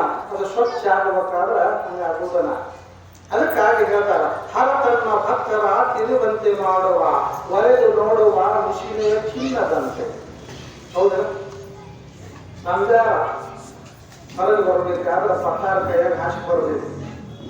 ಏನೆಲ್ಲ ಮಾಡ್ತಾನ, ಕಾಸ್ತಾನ, ಬಡಿತಾನ, ಹಸಿರೊಳಗೆ ಹಾಕ್ತಾನ, ಎಲ್ಲವನ್ನ ಮಾಡಿ ತಿಕ್ಕಿ ಏನ್ ಮಾಡ್ತಾನ್ರಿ, ಇದು ಒರಿಜಿನಲ್ ಬಂಗಾರ ಅಂತ ಕೊಡ್ತಾನ. ಮಿದಕ್ಕಿರ್ತದ. ಹಂಗ ನಿನ್ನ ಬದುಕಿನೊಳಗ ನಿನ್ನಲ್ಲಿರ್ತಕ್ಕಂಥ ಅವಗುಣಗಳೆಲ್ಲವನ್ನ ಕಳೆದ ಭಗವಂತ ಏನ್ ಮಾಡ್ತಾನಂದ್ರ ಸ್ವಚ್ಛ ಮಾಡ್ತಾನೆಲ್ಲ, ಸ್ವಚ್ಛ ಮಾಡ್ತಾನ. ಹಾಗೆ ಪತ್ತಾರ ಬಂಗಾರವನ್ನು ಸ್ವಚ್ಛ ಮಾಡಿದ್ರು ಹಂಗ ನೀನು ಬದುಕನ್ನು ಸ್ವಚ್ಛ ಮಾಡ್ತಿರ್ತಾನ. ಅದಕ್ಕೆ ಕಷ್ಟಗಳು ಬಂದು ಹೋಗ್ತಿರ್ತಾವೋ, ಕಷ್ಟಗಳು ಹೋಗಿಬಿಡ್ತಾವ. ಅದಕ್ಕೆ ಹೇಳ್ತಾರೆ, ಅರೆದು ನೋಡುವ ಚಂದನದಂತೆ. ಚಂದನ ಅಂದ್ರೆ ಗಂಧದ ಕಡೆ ತಿಕ್ಕಿದಾಗ ಏನಾಗ್ತದ್ರಿ, ಸಂಪನ್ನ ಬಿಡ್ತದ. ಹೌದಿಲ್ಲ? ಯಾಕಂದ್ರ ಯಾಕ ಅಂತ ಕೇಳಿದ್ರ ಅದಕ್ಕೊಂದು ಉದಾಹರಣೆ ಕೊಡ್ತಾರೆ. ಕುದುರೆ ಎಷ್ಟು ಚೆನ್ನಾಗಿ ಓಡಿದರೆ ಏನು, ಚಾಕಿ ಹೇಗೂ ತಪ್ಪದು. ಕುದುರೆ ಓಡ್ತಿರ್ತೈತಿ, ಪಾಪ ಮ್ಯಾಲ ಕುತ್ತಿರ್ತಾನ, ಅವ್ನು ತಗೊಂಡು ಓಡ್ತಿರ್ತಾನ. ಉತ್ತಮ ಸುಂದಿರ್ತಾನ, ಮತ್ತು ಚಾಕಿ ತಗೊಂಡು ಹೊಡಿತಿರ್ತಾನ, ಬಾರ್ಕೊಂಡು ತಗೊಂಡು ಹೊಡಿದು ಮಾಡ್ತಿರ್ತಾನ. ಕುದುರೆ ಎಷ್ಟು ಓಡಿದರೂ ಏನಾಗ್ತದ ಅಂದ್ರ ಅಲ್ಲೇ ಚಾಕಿ ಹೇಗೂ ತಪ್ಪದು. ಮರ ಎಷ್ಟು ರುಚಿಕರ ಹಣ್ಣು ಕೊಟ್ಟರು ಕಲ್ಲಿನೇಟ ತಪ್ಪದು ಅಂತ ಹೇಳ್ತಾರೆ. ಮಾವಿನ ಗಿಡ ಎಷ್ಟು ಸ್ಪರ್ಧಿರುತ್ತೆ, ಎಷ್ಟು ಚಂದ ಮಾವಿನಕಾಯಿ ಕೊಡ್ತದ, ತಿಂದ್ರ ರುಚಿಕರ, ಬೆಲ್ಲ ತಿನ್ನಕತ್ತದ, ಸಕ್ಕರೆ ತಿನ್ನಕತ್ತದ, ಅಂತ ಹಣ್ಣು ಕೊಡ್ತದ, ತಿಂದು ಸವಿತೀವಿ. ಆದ್ರೆ ಅದನ್ನ ತಗೋಬೇಕು ಮ್ಯಾಗ ನಾವು ಏನ್ ಮಾಡಿರ್ತೇವ್ರಿ, ಕಲ್ಲು ತಗೊಂಡು ಹೋಗಿರ್ತೀವಿ. ಹೌದು, ಕಲ್ಲು ತಗೊಂಡು ಒಗದ್ರು ಕೂಡ ನಿನಗೆ ತಿನ್ನಕ್ ಹಣ್ಣು ಕೊಡ್ತಾರ. ಮತ್ತೇನಾದ್ರು ಬೇರೆ ಕೊಡ್ತಾನ? ಇಲ್ಲ, ಹಣ್ಣನ್ನ ಕೊಟ್ಟು. ಆ ರೀತಿಯಾಗಿ ಮನುಷ್ಯ ಎಷ್ಟೇ ಶ್ರೇಷ್ಠನಾದರೂ ವ್ಯಕ್ತಿಯಾದರೂ ಜನರ ನಿಂದೆ ತಪ್ಪಿದ್ದಲ್ಲ ಅಂತ ಹೇಳ್ಕೊಡ್ತಾರೆ. ಎಂಥ ಶ್ರೇಷ್ಠ ವ್ಯಕ್ತಿ ಆಗ್ಯಾನು ಅಂತಂದ್ರೆ, ಈ ಕಡೆ 1000 ಜನ ಹೊಗಳಿದ್ರೆ ಈ ಕಡೆ 500 ಜನ ಬೈತಿರ್ತಾರೆ. ಹೌದಿಲ್ಲ? 1000 ಜನ ಹೊಗಳಿದ್ರೆ 500 ಜನ ಬೈತಿರ್ತಾರೆ. ಯಾಕಂದ್ರೆ ಅವ್ರು ಕೆಟ್ಟ, ರಾಮನಿಗೆ ಕೆಟ್ಟಾಗಿ ಕಂಡ, ಕೌಸಲಿಗೆ ಕೃಷ್ಣ ಕೆಟ್ಟಾಗಿ ಕಂಡ. ಹೌದು, ದೇವರ ಹೌದು ಕೃಷ್ಣ, ಆದ್ರೂ ಕೂಡ ದುರ್ಯೋಧನಿಗೆ ಕೆಟ್ಟಾಗ. ಅದಕ್ಕೆ ನಾವು ಏನ್ ಮಾಡ್ಬೇಕಂದ್ರೆ ಎಲ್ಲರಿಗೂ ನಾವು ಒಳ್ಳೆಯವರಾಗಕ್ಕಾಗಿಲ್ಲ. ನಮ್ಮ ಮಾರ್ಗ ಭಕ್ತಿ ಮಾರ್ಗವನ್ನು ನಾವು ನಡೆಸ್ಕೊಳ್ತಾ ಹೋಗ್ಬೇಕು. ಅದಕ್ಕೆ ಭಗವಂತ ಏನೆಲ್ಲ ಕಷ್ಟಗಳನ್ನು ಕೊಟ್ಟರು, ಆ ಮಾನ ಅಪಮಾನಗಳನ್ನು ಮಾಡಿದ್ರು ಕೂಡ ಆದರೂ ಇದೆಲ್ಲ ನಿನ್ನ ಕರುಣೆಪ ಅಂತ ಹೇಳಿ ನಾವು ಧೈರ್ಯದಿಂದ ಆತನ ಭಕ್ತಿನ ಬಿಡಲಾರ್ದ ಮಾಡ್ಕೋತ ಹೋಗಿ ಅಂದ್ರೆ ಕರ ಬಿಡಿ ಎತ್ತಿ ತುಂಬ ನಮ್ಮ ರಾಮನಾಥ ಬಾರಪ್ಪ ಅಂತ ಹೇಳಿ ಅಪ್ಪಗೋತ, ಬಾ ಅಂತ ಹೇಳಿ ನಮ್ಮನ್ನ ಅಪ್ಪಗೋತ. ಅದಕ್ಕೆ ಏನಾದರೂ ಕೂಡ ಮಾನಾಪಮಾನ ಆದರೂ ಕೂಡ ಅಂದ್ರೆ ಏನು ಮನಸ್ಸಿಗೆ ಹಚ್ಕೊಳ್ಳಂಗಿಲ್ಲ. ಯಾಕಂದ್ರೆ ಹಸುವಂತ ಕಿತ್ತು ಅಂದ್ರೆ ಅಪಮಾನ ಆದಾಗ ಕುಗ್ಗೋದು, ಸನ್ಮಾನ ಆದಾಗ ದುಡ್ಡೋದು ಆಗ್ತದ, ಅದು ಮನುಷ್ಯ ಗುಣ ಆಗ್ತದ. ಇಲ್ಲಿ ಮಹಾತ್ಮರಾಗಬೇಕು, ಸಂತರಾಗಬೇಕು, ಶರಣರಾಗಬೇಕಾದ್ರೆ ಮಾನಾಪಮಾನಕ್ಕೆ ಕಾಣ್ತಂಗಿಲ್ಲ. ಎಲ್ಲೋ ಭಗವಂತನ ಇಚ್ಛಪ್ಪ, ಒಳ್ಳೆಯ ಮಾರ್ಗದಲ್ಲಿ ನಡೆಯೋರಿಗೆ ಎಲ್ಲರಿಗೂ ಇದು ಬಂದಿತ್ತು. ಹಂಗ ಇಲ್ಲಿ ಓಂಕಾರೇಶ್ವರರು ಮಗನ ಲಗ್ನ ಮಾಡಕ್ಕೆ ಏನೆಲ್ಲ ಮಾಡಿದ್ರು, ಬಿಟ್ಟು ಹೋಗ್ಬಿಟ್ರು, ಬೇರೆ ಹುಡುಗಿ ಕನ್ಯಾಕರು ಲಗ್ನ ಮಾಡಿದ್ರು. ಕೊನೆಗೆ ಏನಾದ್ರಿ, ಕೊನೆಗೆ ಮತ್ತ ಮಗಳು ನೋಡಿದ ಹೆಣ್ಮಗಳ ಮತ್ತೆ ಇಲ್ಲಿಗೆ ಬಂದು, ಹೌದಿಲ್ಲ? ಆಕೆಯ ದಯನೀಯ ಸ್ಥಿತಿಯನ್ನು ನೋಡಿದ್ರು ಓಂಕಾರೇಶ್ವರರ ಮಗನಿಗೆ ಹೇಳಿದ್ರು, ನೋಡಪ್ಪ ಹ್ಯಾಗ್ ಮಾಡೋದು, ನನ್ನ ಕೈಯಾಗ ಏನೈತಿಪ್ಪ ಅಂತ. ಹೆಂಡತಿ ಎಲ್ಲ ಅತಿ ಕೇಳಬೇಕಲ್ಲ, ಅವ್ರಿಬ್ರು ಒಂದಾಗಿ ನಮ್ಗೆ ಏನಾಗೋದ, ಹೌದಿಲ್ಲ? ಅಡಿಗೆ ಮನೆ ಮಗಳ ಹಚ್ಚಿರಬೇಕಲ್ಲ. ನಾ ಹುಟ್ಟುದ ಅಲ್ಲೇ ಅನ್ಸ್ಬೋದು, ಹೌದಿಲ್ಲ? ನಾ ಹುಟ್ಟಿದೇನ್ರಿ ಅಡಿಗೆ ಮನೆ. ಹೆಂಗೆ ಹುಡ್ತೈತಿ ನಾ ಹೆಂಗೆ ಹುಡ್ತೈತಿ ಅವ್ರಿಗೆ ಗೊತ್ತಾಗ್ತದೆ, ನಿಮಗೂ ಗೊತ್ತಾಗಿಲ್ಲ. ನಾ ಹೆಂಗೆ ಹುಡ್ತೈತಿ ಅಂದ್ರೆ ನಾ ಹತ್ತಿ ಅವ್ರು ಬರ್ತಲ್ಲ, ನಾ ಹತ್ತಿ ನೀ ಸೊಸಿವಿ, ಹೌದಾ? ಅಡಿಗೆ ಮನ್ಯಾಗ ನಾ ಹೋಗ್ತಂದ್ರ ನಾ ಹತ್ತಿ ನೀ ಸೊಸಿ ಚಾಲು ಆಯ್ತು. ಅದ ಪರ್ಸಲಿಗೆ ಬರ್ತಂದ್ರ ನಾ ಯಜಮಾನ, ನಾ ಮನಿ ಮಾಲಕ ಇಲ್ಲಿ ಚಾಲು ಆಯ್ತು. ಅದ ಮನೆ ಬಿಟ್ಟ ಓಣಿಗೆ ಬರ್ತಂದ್ರ ನಾ ಓಣಿ ಲೀಡರ ಅಂತ ಬಂತು. ಆಗ ಅಭಿಷೇಕ್ ಬರ್ತಂದ್ರ ಈ ಗ್ರಾಮದ ಅಧ್ಯಕ್ಷ ನಾ ಅನ್ನೋದು ಬಂತು. ಅದ ತಾಲೂಕಿಗೆ ಬರ್ತ ನಾನಾ ಶಾಸಕಕ್ಕೆ ಬಂತು, ಜಿಲ್ಲಾ MP ಅಂತ ಬಂತು. ಮುಂದೆ ನಾನು ಈ ರಾಜ್ಯದ ಮುಖ್ಯಮಂತ್ರಿ, ಪ್ರಧಾನಮಂತ್ರಿ ಮ್ಯಾಲ ಇದ್ದು ಹತ್ತಿದ್ದೆ. ನಾ ಅನ್ನೋದರಿಂದ ಹತ್ತಿದ್ದೆ, ಮತ್ತೇನಕ್ಕೂ ಇಲ್ಲ. ಎಲ್ಲ ಸ್ವಾರ್ಥತೆಗಾಗಿ ಎದಕ್ಕಾರೆ ಅದರಿಂದ ಪ್ರಯೋಜನ ಐತೇನೆ. ಈಗ ಏನಾದ್ರು ಪ್ರಯೋಜನ ಐತೇನೆ? ಏನು ಪ್ರಯೋಜನ ಇಲ್ಲ. ಪ್ರತಿಷ್ಠೆಗಾಗಿ ಇವೆಲ್ಲ ನಡೆದ್ಬಿಡ್ತಾವ. ಮನುಷ್ಯನಿಗೆ ಏನಾಗಿದೆ? ಪ್ರತಿಷ್ಠೆ, ಬರೇ ಪ್ರತಿಷ್ಠೆ. ಹೆಸರು ನಮ್ದ ಬರ್ಬೇಕು. ಏನ್ ಮಾಡೋದ? ನೀನು ಇರಂಗಿಲ್ಲ, ಹೆಸರು ತಗೊಂಡು ಏನ್ ಮಾಡೋದು? ಒಳ್ಳೆ ರೀತಿಯಾಗಿ ನೀನು ಬದುಕಿ ಬಾಳಿಗೆ ಅಂದ್ರೆ ಹೆಸರು 4 ಮಂದಿ ನೀನು ಕೊಂಡಾಡ್ತಾವ, ಹೌದಲ್ಲ? ಆ ರೀತಿಯಾಗಿ ನಾ ಅಂತಕ್ಕಂಥದ್ದನ್ನ ನೋಡ್ಬೇಕು. ಅವಾಗ ಗಂಗಾಧರ ಹೇಳಿದ, ಒಳಗೆ ಕೇಳಬೇಕಪ್ಪ, ಅವರು ಹೊಂದಾಣಿಕೆ ಆಗ್ಲಿಕ್ಕೆ ನಾ ಏನ್ ಮಾಡ್ಲಿ? ಅದನ್ನ ಅವರು ಒಬ್ಬರಿಗೆ ಕೊಟ್ಟಲು. 1 ವರ್ಷ ಕಾಲ ಶಿವದೇವಿಯನ್ನ ಗಂಗಮ್ಮ ತಾಯಿ ಹೆಂಗ ನೋಡ್ಲಿ ಅಂದ್ರೆ ಸೌತಿಗತೆ ಅಂತ ನೋಡ್ಲಿಲ್ಲ. ಈಗ ನಾಳೆ ನನಗೆ ಸೌತಿಯಾಗಿ ಬರಕ್ಕೆ ಅಂತ ನೋಡಿಲ್ಲ. ತನ್ನ ಕಾಸ ತಂಗಿ ಅಂತ ಹೇಳಿ ಅಕ್ಕರಿಂದ ಆಕೆಯನ್ನ ಏನ್ ಮಾಡ್ಲಿ ಅಂದ್ರೆ ಪ್ರೀತಿಸ್ತಾಳ, ಶುಶ್ರೂಷೆ ಮಾಡಿ ಆಕೆ ಚಿಂತೆ ಬಿಡಿಸಿದ್ಲು. ಆ ತಾಯಿ ಅವಾಗ ಚಿಂತೆ ಹೋದು ಅದು ಸ್ಫೂರ್ತಿ ಆಗ್ತಾಳ. 1 ವರ್ಷ ತಂದಿತ್ತು ಅನಂತಮಯ. ಅವಾಗ ಓಂಕಾರೇಶ್ವರರು ಚಿತ್ರಕಟ್ಟಿ ಹಿರಿಯರನ್ನ ಶಿವಲಿಂಗಯ್ಯನವನ್ನ ಕರೆಸಿ ಏನ್ ಮಾಡಿದ್ರಂದ್ರೆ ಶುಭ ಮುಹೂರ್ತದೊಳಗೆ ಗಂಗಾಧರನಿಗೂ ಶಿವದೇವಿಗೂ ಮತ್ತು ಲಗ್ನ ಮಾಡಿದ್ರು. ಎರಡನೇ ಲಗ್ನ. ಆ ತಾಯಿ ಎಂತಾದ ನೋಡಿ ಶಿವದೇವಿ, ನನಗೆ ಗಂಗಾಧರನೇ ಅವಾಗ ನೋಡಿ ನನಗೆ ಗಂಡ ಆಗ್ಯಾಂದ ಅವನ ನನ್ನ ಲಗ್ನ ಆಗೋದು ಬೇಡ, ಅವ ಆಗ್ಲಿಬೇಕಾದ್ರೆ ಬಿಡ್ಲಿ, ನಾನು ಆತನ ಹೆಸರಿನ ಮೇಲೆ ಜೀವನ ಕಳೆದು ಹೋಗ್ತಾನಂತ ಸಂಕಲ್ಪ ಮಾಡಿದ್ವಿ. ಆ ಸಂಕಲ್ಪ ಸಿದ್ಧಿ ಆ ತಾಯಿ ಚಂದ್ರಮ್ಮ ತಾಯಿ ಮುಟ್ಟಿದಾಗ ಹರಿಸಿಲ್ಲ. ಆ ಸಂಕಲ್ಪ ಸಿದ್ಧಿ ಆಯಿತು. ಶಿವದೇವಿ ಮತ್ತು ಗಂಗಾಧರನಿಗೆ ಲಗ್ನ. ಅನಂತರ ಸಂಸಾರ, ಹೌದಿಲ್ಲ? ಸಂಸಾರ ಅಂತಕ್ಕಂಥದ್ದು ಸುಂದರವಾಗಿ ನಡೆದಿದೆ, ಹೌದಲ್ಲ? ಸಂಸಾರ ಅಂತಕ್ಕಂಥದ್ದು ಸುಂದರವಾಗಿ ಹೊಂದಾಣಿಕೆಯಿಂದ ನಡೆದ ಸಂಸಾರ. ಹೊಂದಾಣಿಕೆ ಇರಲಿಲ್ಲ ಅಂದ್ರೆ ಅಲ್ಲೇನೂ ಇಲ್ಲ.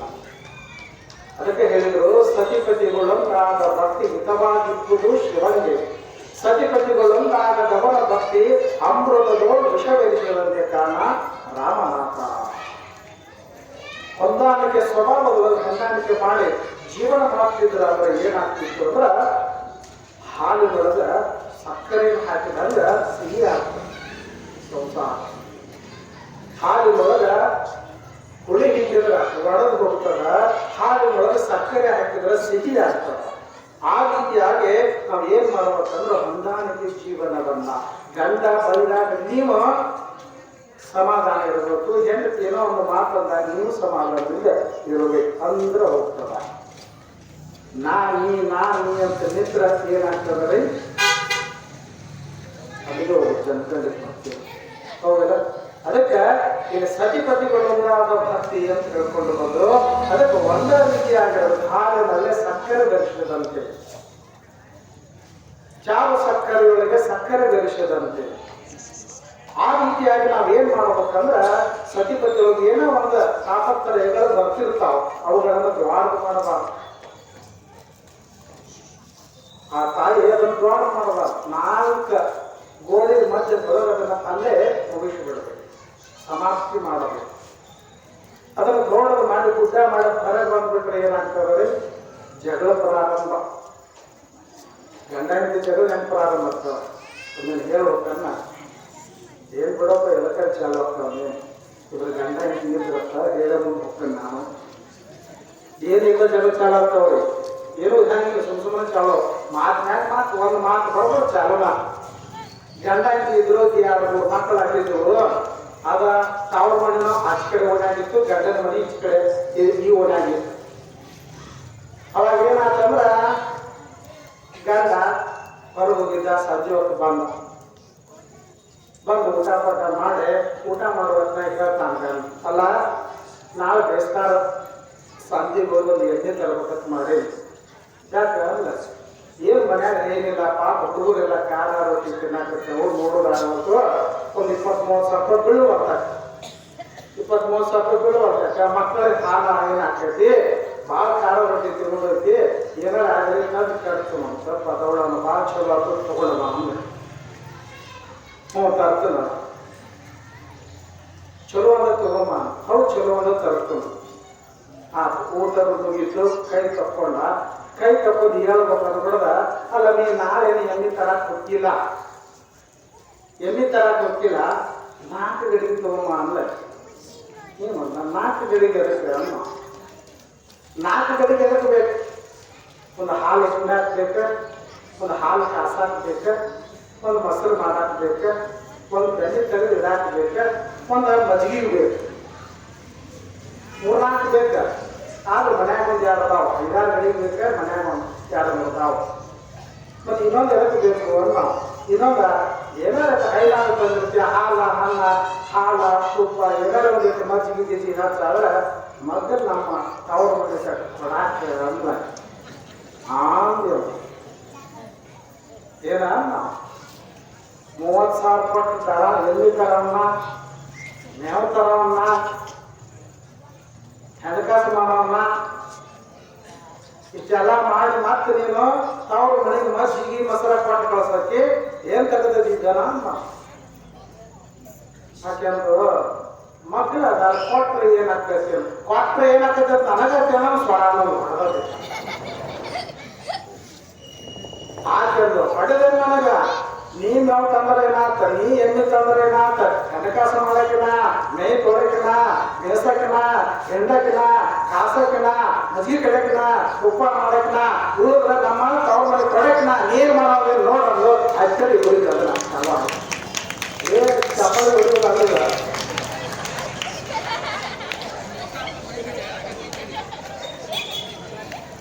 ಅಂದ್ರೆ ಮನ್ಯಾಗ ಅವ್ವ ಅಪ್ಪ ಜಗಳ ಅಂದ್ರೆ ಚಪ್ಪಲಿ ಹೊಡೆದಿಲ್ಲ ನಂಗೆ. ಹೌದಾ? ಜಗಳ ಬಿಡ್ತೀವಿ. ಬರೋ ಹಚ್ಚಿ ಹಣದ ಕೈಯಾಗ ಬಡಿಸಿಟ್ಟು ಬಡದ ಹಾಕಿ ಕೈಯ ಬಾಯಿ ಏಕ್ ಮಾಡಿ ಹೊಳ್ಕೊಟ್ಲ ರಾತ್ರಿ ಆಚೆ ಕಡೆ ಓದಬಾರ್ದು. ಅವ್ರ ಮನೆಗೆ ಹೋಗ್ಬಿಟ್ಲು.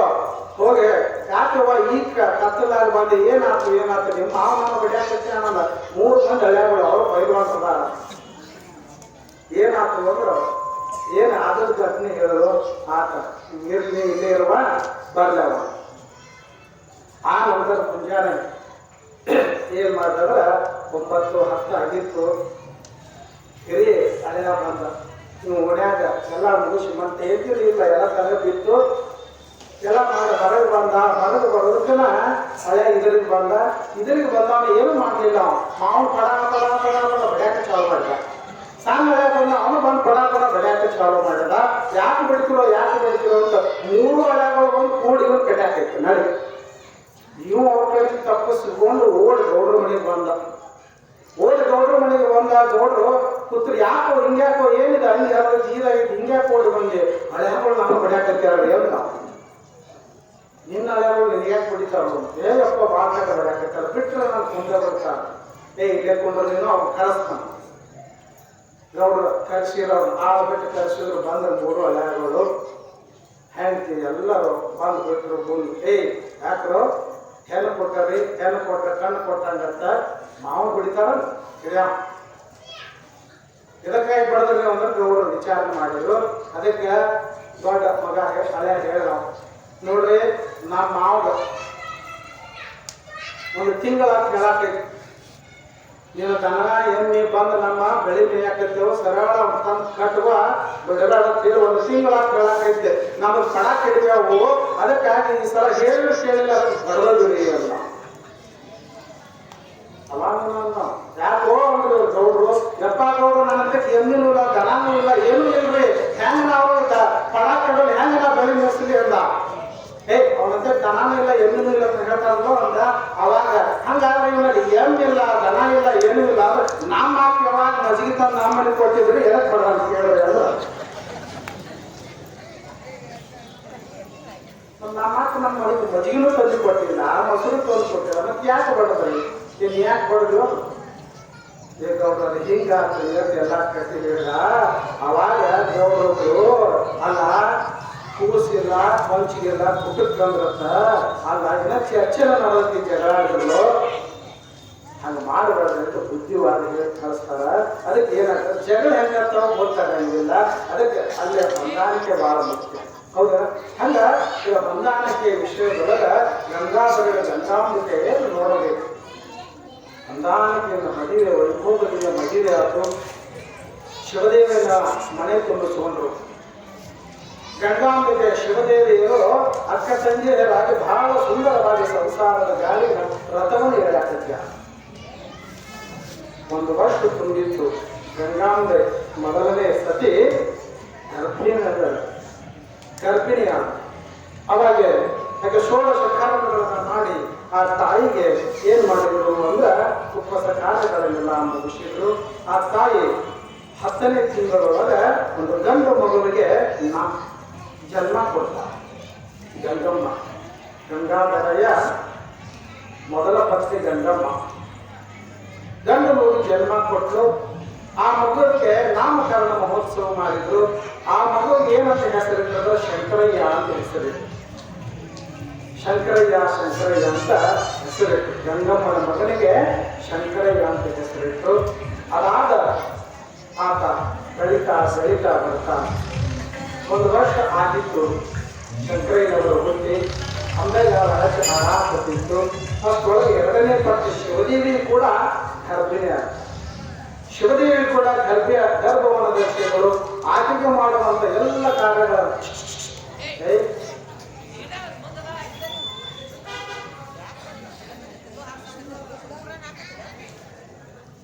ಸಾಮ್ಯಾಗ ಮಾಸ್ತರ್ ಪಾಠ ಆಗ್ತಿದ್ರು. ಹೌದಲ್ಲ? ಅದಕ್ಕೆ ಇದು ಶಿವದೇವಿ ಕೂಡ ಗಂಗಾವ 2ನೇ ಪತ್ನಿ ಶಿವದೇವಿ ಕೂಡ ಗರ್ಭಧಾರಣೆ ಮಾಡಿ ಅವಳಿಗೆ 9 ಮಾಸಗಳು ತುಂಬಿದಾಗ ಅಷ್ಟ 8ನೇ ತಿಂಗಳಲ್ಲಿ ಧಾರಣೆ ಮಾಡಿದರು. ಆ ತಾಯಿಯು ಕೂಡ ಇಲ್ಲಿ ಏನ್ ಮಾಡ್ತಾಳು ಅಂತಂದ್ರ 10ನೇ ತಿಂಗಳೊಳಗ ಆ ತಾಯಿ ಕೂಡ 1 ಗಂಡು ಮಗು ಜನ್ಮ ಕೊಟ್ಟಳು. 2ನೇ ಹೆಂಡತಿ ಶಿವದೇವಿ, ಮೊದಲನೇ ಹೆಂಡತಿ ಪತ್ನಿ ಗಂಗಾಂಬಿಕೆ. ಆಕೆಯೂ ಕೂಡ 1 ಗಂಡು ಹಡದ್ದು 1 ವರ್ಷದ ಮುಂಚಿತವಾಗಿ ಆತನಿಗೆ ಶಂಕರಯ್ಯ ಅಂತ ಹೆಸರಿಟ್ಟಿದ್ರು.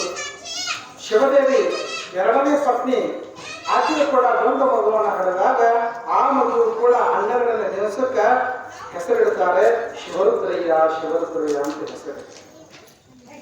ಮೊದಲನೇ ಪತ್ನಿಯ ಮಗ ಶಂಕರಯ್ಯ, 2ನೇ ಪತ್ನಿಯ ಮಗ ಶಿವರುದ್ರಯ್ಯ. ಈ ಶಿವರುದ್ರಯ್ಯನವರೇ ಈಗ ಚಿಕ್ಕಪಡಸಲಿ ಒಳಗೆ ಮಠವನ್ನು ಕಟ್ಟಿದವರು. ಚಿಕ್ಕಪಡಸಲಿ ಮಠ ಇದ್ದಿತ್ತು ಬದಲಾಗಿ ಮಠ, ಅವ್ರು ಕಟ್ಟಿದವರು ಇವರು ಶಿವರುದ್ರಯ್ಯ, ಶಿವದೇವಿಯರ ಮಗ. ಅನಂತರವಾಗಿ ಆ ಮಕ್ಕಳಿಗೆ ಸಂಸ್ಕಾರಗಳನ್ನು ಕೊಡ್ತಾರೆ, ಮಕ್ಕಳನ್ನು ಬೆಳೆಸ್ತಾರೆ, ಮಕ್ಕಳನ್ನು ಬೆಳೆಸ್ತಾ ಅವರಿಗೆ ಸಂಸ್ಕಾರಗಳನ್ನು ಕೊಡ್ತಾ ಅನ್ನಪ್ರಾಶನ ಮೊದಲ ಹಾಲ ಅನ್ನಪ್ರಾಶನ. ಅನ್ನಪ್ರಾಶನ ಅಂದ್ರೆ ಊಟ, ಅನ್ನ. ತಾಯಿಗೆ ಎದೆ ಹಾಲು ಸಾಲಿಲ್ಲ ಅಂದಾಗ ಅನ್ನ ನೀಡ್ತಿರಿದ್ದೇವ, ಅನ್ನ ಒಂದು ಸಾಕು ಚಾಲು ಮಾಡಿ, ಇದಕ್ಕೆ ಅನ್ನಪ್ರಾಶನ. ಷೋಡಶ ಕರ್ಮಗಳು ಅಂತ ಬರ್ತಾವ ನಮ್ಮ ಪದ್ಧತಿ, ನಮ್ಮ ಧರ್ಮಗಳು. ಷೋಡಶ ಕರ್ಮಗಳು 16 ಕರ್ಮಗಳು ಬರ್ತಾವೆ. 16 ಕರ್ಮ. ಒಂದು ಪುಂಸವನ ಅಂದ್ರೆ ಕುಬುಸ, ಆನಂತರ ಜನನ, ಆನಂತರ ನಾಮಕರಣ, ಆನಂತರ ಜಾವರ ಜಡಿ ತೆಗೆದು ಜಾವರ, ಅನಂತರ ಅನ್ನಪ್ರಾಶನ, ಆನಂತರ ದಂತ ಅಂದ್ರೆ ಹಲ್ಲ ಅಲ್ಲಿ ಬರ್ತಾವಿಲ್ಲ ದಂತ ಸಂಸ್ಕಾರ, ಅನಂತರ ವಿದ್ಯಾಭ್ಯಾಸ ಅಕ್ಷರಾಭ್ಯಾಸ, ಇವೆಲ್ಲವೂ ಬರ್ತಾವ. ಇವೆಲ್ಲ ಪ್ರತಿಯೊಂದು ನಮ್ಮ ಧರ್ಮದೊಳಗೆ 16 ಷೋಡಶ ಕರ್ಮಗಳ ಪ್ರತಿಯೊಂದು ಆಯಾ ವರ್ಷಕ್ಕೆ ಆಯಾ ನಿಧಿಗೆ ಅವುಗಳೆಲ್ಲವನ್ನು ಮಾಡ್ಕೋತ ಹೋಗ್ತಿರ್ತಾರ. ಅವಾಗ ಯಾವ ಗಂಗಾಧರ ಮೊದಲ ಪತ್ನಿಯ ಮಗ ಶಂಕರಯ್ಯನವರು, 2ನೇ ಪತ್ನಿಯ ಮಗ ಶಿವರುದ್ರಯ್ಯನವರು ಬೆಳೀತಾ ಹೋಗ್ತಾ ಜಾಬಳ ತೆಗೆಸಿದ್ರು. ಅನಂತರ ನೋಡಬೇಕು ಅನ್ನಪ್ರಾಶನ, ಶಿಕ್ಷಣವನ್ನು ಕೊಡಿಸ್ತಾರೆ, ವಿದ್ಯೆಯನ್ನು ಕಲಿಸ್ತಾರೆ. ಯಾಕಂದ್ರೆ ಮಕ್ಕಳಿಗೆ ವಿದ್ಯೆ ಕಲಿಸೋದು ಬಹಳ ಮುಖ್ಯವಾಗಿರ್ತದೆ. ಈಗಿನ ಕಾಲಕ್ಕಂತೂ ಸಾಕಷ್ಟು ಕಾಂಪಿಟೇಷನ್ ಅದ, ವಿದ್ಯಾ ಕಲೀಲೇಬೇಕು. ಹೌದಿಲ್ಲ? ವಿದ್ಯಾ ಕಲೀಲಾದವನ ಸ್ಥಿತಿ ಏನಾಗ್ತದ ಅಂದ್ರೆ ಈಗ ಆತನಿಗೆ ಏನೂ ಇಲ್ಲ. ತಂದೆ ತಾಯಿಗಳು ಎಷ್ಟ ಕಷ್ಟ ಆಗಲಿ ಏನೋ ಆದರೂ ಕೂಡ ಮಕ್ಕಳಿಗೆ ಶಿಕ್ಷಣವನ್ನು ಕಲಿಸ್ರಿ, ಸಂಸ್ಕಾರವನ್ನು ಕಲಿಸ್ರಿ. ಶಿಕ್ಷಣ ಸಂಸ್ಕಾರ ಎರಡೂ ಬೇಕು. ಬರೀ ಶಾಲೆ ಕಲಿಸೋದಷ್ಟ ಅಲ್ಲ, ನಮ್ಮ ಸನಾತನ ಸಂಸ್ಕೃತಿಯನ್ನು ಕಲಿಸಬೇಕು, ನಮ್ಮ ಧರ್ಮದ ಪದ್ಧತಿಗಳನ್ನು ಕಲಿಸಬೇಕಾದ್ರೆ. ಕಲಿಸಿದಾಗ ಮಾತ್ರ ನಮ್ಮ ತನ ಉಳಿತೈತಿ. ಬೇಕಂದ್ರೆ ಒಳ್ಳೆಯದಿಲ್ಲ. ಸಂಸ್ಕೃತಿ ಬೇಕಲ್ಲ, ಮನೆಯೊಳಗೆ ಸಂಸ್ಕೃತಿ ಬೇಕು. ಆ ಸಂಸ್ಕೃತಿಯಿಂದ ನಮ್ಮ ಮಕ್ಕಳು ಏನಾಗ್ತಾವ, ನಾಳೆ ಮತ್ತೊಬ್ಬರಿಗೆ ಗೌರವವನ್ನು ಕೂಡ ಕಲಿತಾರೆ. ಅದಕ್ಕಾಗಿ ಶಿಕ್ಷಣದ ಜೊತೆಗೆ ನಾವೇನ್ ಮಾಡ್ಬೇಕಂದ್ರೆ ಈ ಸಂಸ್ಕಾರಗಳನ್ನು ಕಲಿಸಬೇಕು. ಅದಕ್ಕಾಗಿ ತಂದೆ ತಾಯಿಗಳು ಏನ್ ಕಲಿತು ದೊಡ್ಡ ವಾಕ್ಯ, ಏನ್ ಕಲಿತು ನೀ ಏನ್ ನೌಕರಿ ಹಿಡಿತೀವ ಅಂತ ಹೇಳಿ ಅವರ ವಿದ್ಯಾಭ್ಯಾಸ ಹಾಳು ಮಾಡ್ತಾರೆ. ಅದಕ್ಕೆ ಚಾಣಕ್ಯ ಮಹರ್ಷಿ ಹೇಳ್ಕೊಂಡು ಬರ್ತಾನೆ, ಮಾತಾ ಶತ್ರು ಪಿತಾ ವೈರಿ ಏನ ಭಾವನ ಪಾಠಿತ. ಮಾತಾ ಶತ್ರು ಪಿತಾ ವೈರಿ ಏನ ಭಾವನ ಪಾಠಿತ ಹಂಸ ಮಧ್ಯೆ ಅಪೋಯತ.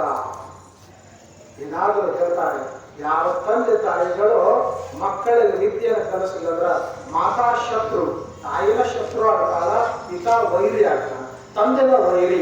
ಯಾವ ಮಕ್ಕಳ ವಿದ್ಯಾಭ್ಯಾಸವನ್ನು ತಂದೆ ತಾಯಿಗಳು ಅಲಕ್ಷ್ಯ ಮಾಡೋರಿಗೆ ಸಾಲಿ ಕಲಿಸೋದನ್ನು ಬಿಡಿಸ್ತಾರಲ್ಲ ಅವರೇ ಶತ್ರುಗಳಾಗ್ತಾರೆ, ಅವರೇ ಶತ್ರುಗಳ. ಅದಕ್ಕೆ ಹೇಳ್ತಾರೆ, ಸರೋವರಗಳ ಚಂದ ಆದಂತ ಸರೋವರಗಳ ಹಂಸಗಳ ಏನ್ ಮಾಡ್ತಿರ್ತಾರೋ ಈಜ್ತಾ ಇರ್ತಾವ. ಬಹಳ ನೋಡೋರಿಗೆ ಮೃದುವಾಗಿ ಬಹಳ ಚಂದ ಆಗಿ ಕಾಣಿಸ್ತಿರ್ತದ. ಅದ್ರೊಳಗೆ ಒಂದು ಪಕ್ಷಿ ಬಂದು ಕೂತ್ರ ಅದಕ್ಕೆ ಚಂದ ಅನಿಸ್ತೈತೇನೋ. ಹಂಸಗಳ ನಡು ಪಕ್ಷಿ ಬಂದಂಗ ಆಗ್ತಲ್ಲ, ಹೌದಿಲ್ಲ? ನ ಸೋಬತೆ ಸಭಾ ಮಧ್ಯೆ ಹಂಸ ಮಧ್ಯೆ ಭಕೋಯಿತ. ಸಭೆಯೊಳಗ ಶಿಕ್ಷಣವನ್ನು ಕಲಿತವರ, ವಿದ್ಯಾಭ್ಯಾಸ ಕಲಿತವ್ರ ಒಳಗ ಕಲಿಲಾರದ ವ್ಯಕ್ತಿ ಹೋದಂದ್ರೆ ಆತನಿಗೆ ಕಿಮ್ಮತ್ ಸಿಗಂಗಿಲ್ಲ, ಅವನ ಮರ್ಯಾದೆ ಸಿಗಂಗಿಲ್ಲ. ಅದಕ್ಕಾಗಿ ನೀವೆಲ್ಲರೂ ಏನದ ಅಂದ್ರೆ ಈಗಿನ ವಾತಾವರಣಕ್ಕೆ ನಾವು ಮಕ್ಕಳಿಗೆ ಶಿಕ್ಷಣವನ್ನು ಕಲಿಸಬೇಕು. ಆಸ್ತಿ ಮಾಡೋದು ಬೇಡ, ಮಕ್ಕಳನ್ನೇ ಆಸ್ತಿಯನ್ನಾಗಿ ಮಾಡಿ ಅಂತ ಹೇಳ್ಕೊಂಡು ಬರ್ತಾರೆ.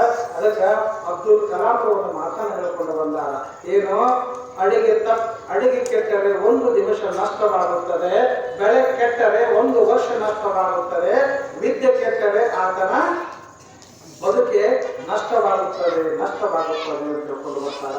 ಅದಕ್ಕಾಗಿ ಕಲಿಯುವಷ್ಟಾಗಿ ವಿದ್ಯೆಯನ್ನು ಕಥೆಯಲ್ಲೇ ಕಲಿ. 64 ವಿದ್ಯೆಗಳಿದ್ದು ಎಲ್ಲ ಹಿಂದೆ.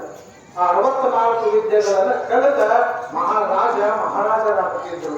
ಅದಕ್ಕಾಗಿ ನಾವೆಲ್ಲ ಏನ್ ಮಾಡ್ಬೇಕಂದ್ರೆ ಇವತ್ತು ಮಕ್ಕಳಿಗೆ ಒಳ್ಳೆಯ ಶಿಕ್ಷಣವನ್ನು ಕೊಡಿಸ್ಬೇಕು. ಒಳ್ಳೆಯ ಶಿಕ್ಷಣವನ್ನು ಕೊಡಿಸಿದಾಗ ಮಾತ್ರ ಮಕ್ಕಳು ಸಾಕ್ಷಾತ್ಕಾರರಾಗ್ತಾರೆ. ಇದ್ರೆ ಏನಾಗ್ತಾರೆ, ಅವರು ಸಾಕ್ಷರ. ಅದನ್ನ ಉಲ್ಟಾ ಮಾಡಿ ಸಾಕ್ಷರ. ಉಲ್ಟಾ ಮಾಡಿ ಓದಿರೋ ರಾಕ್ಷಸ ಆಗ್ತೈತೆ.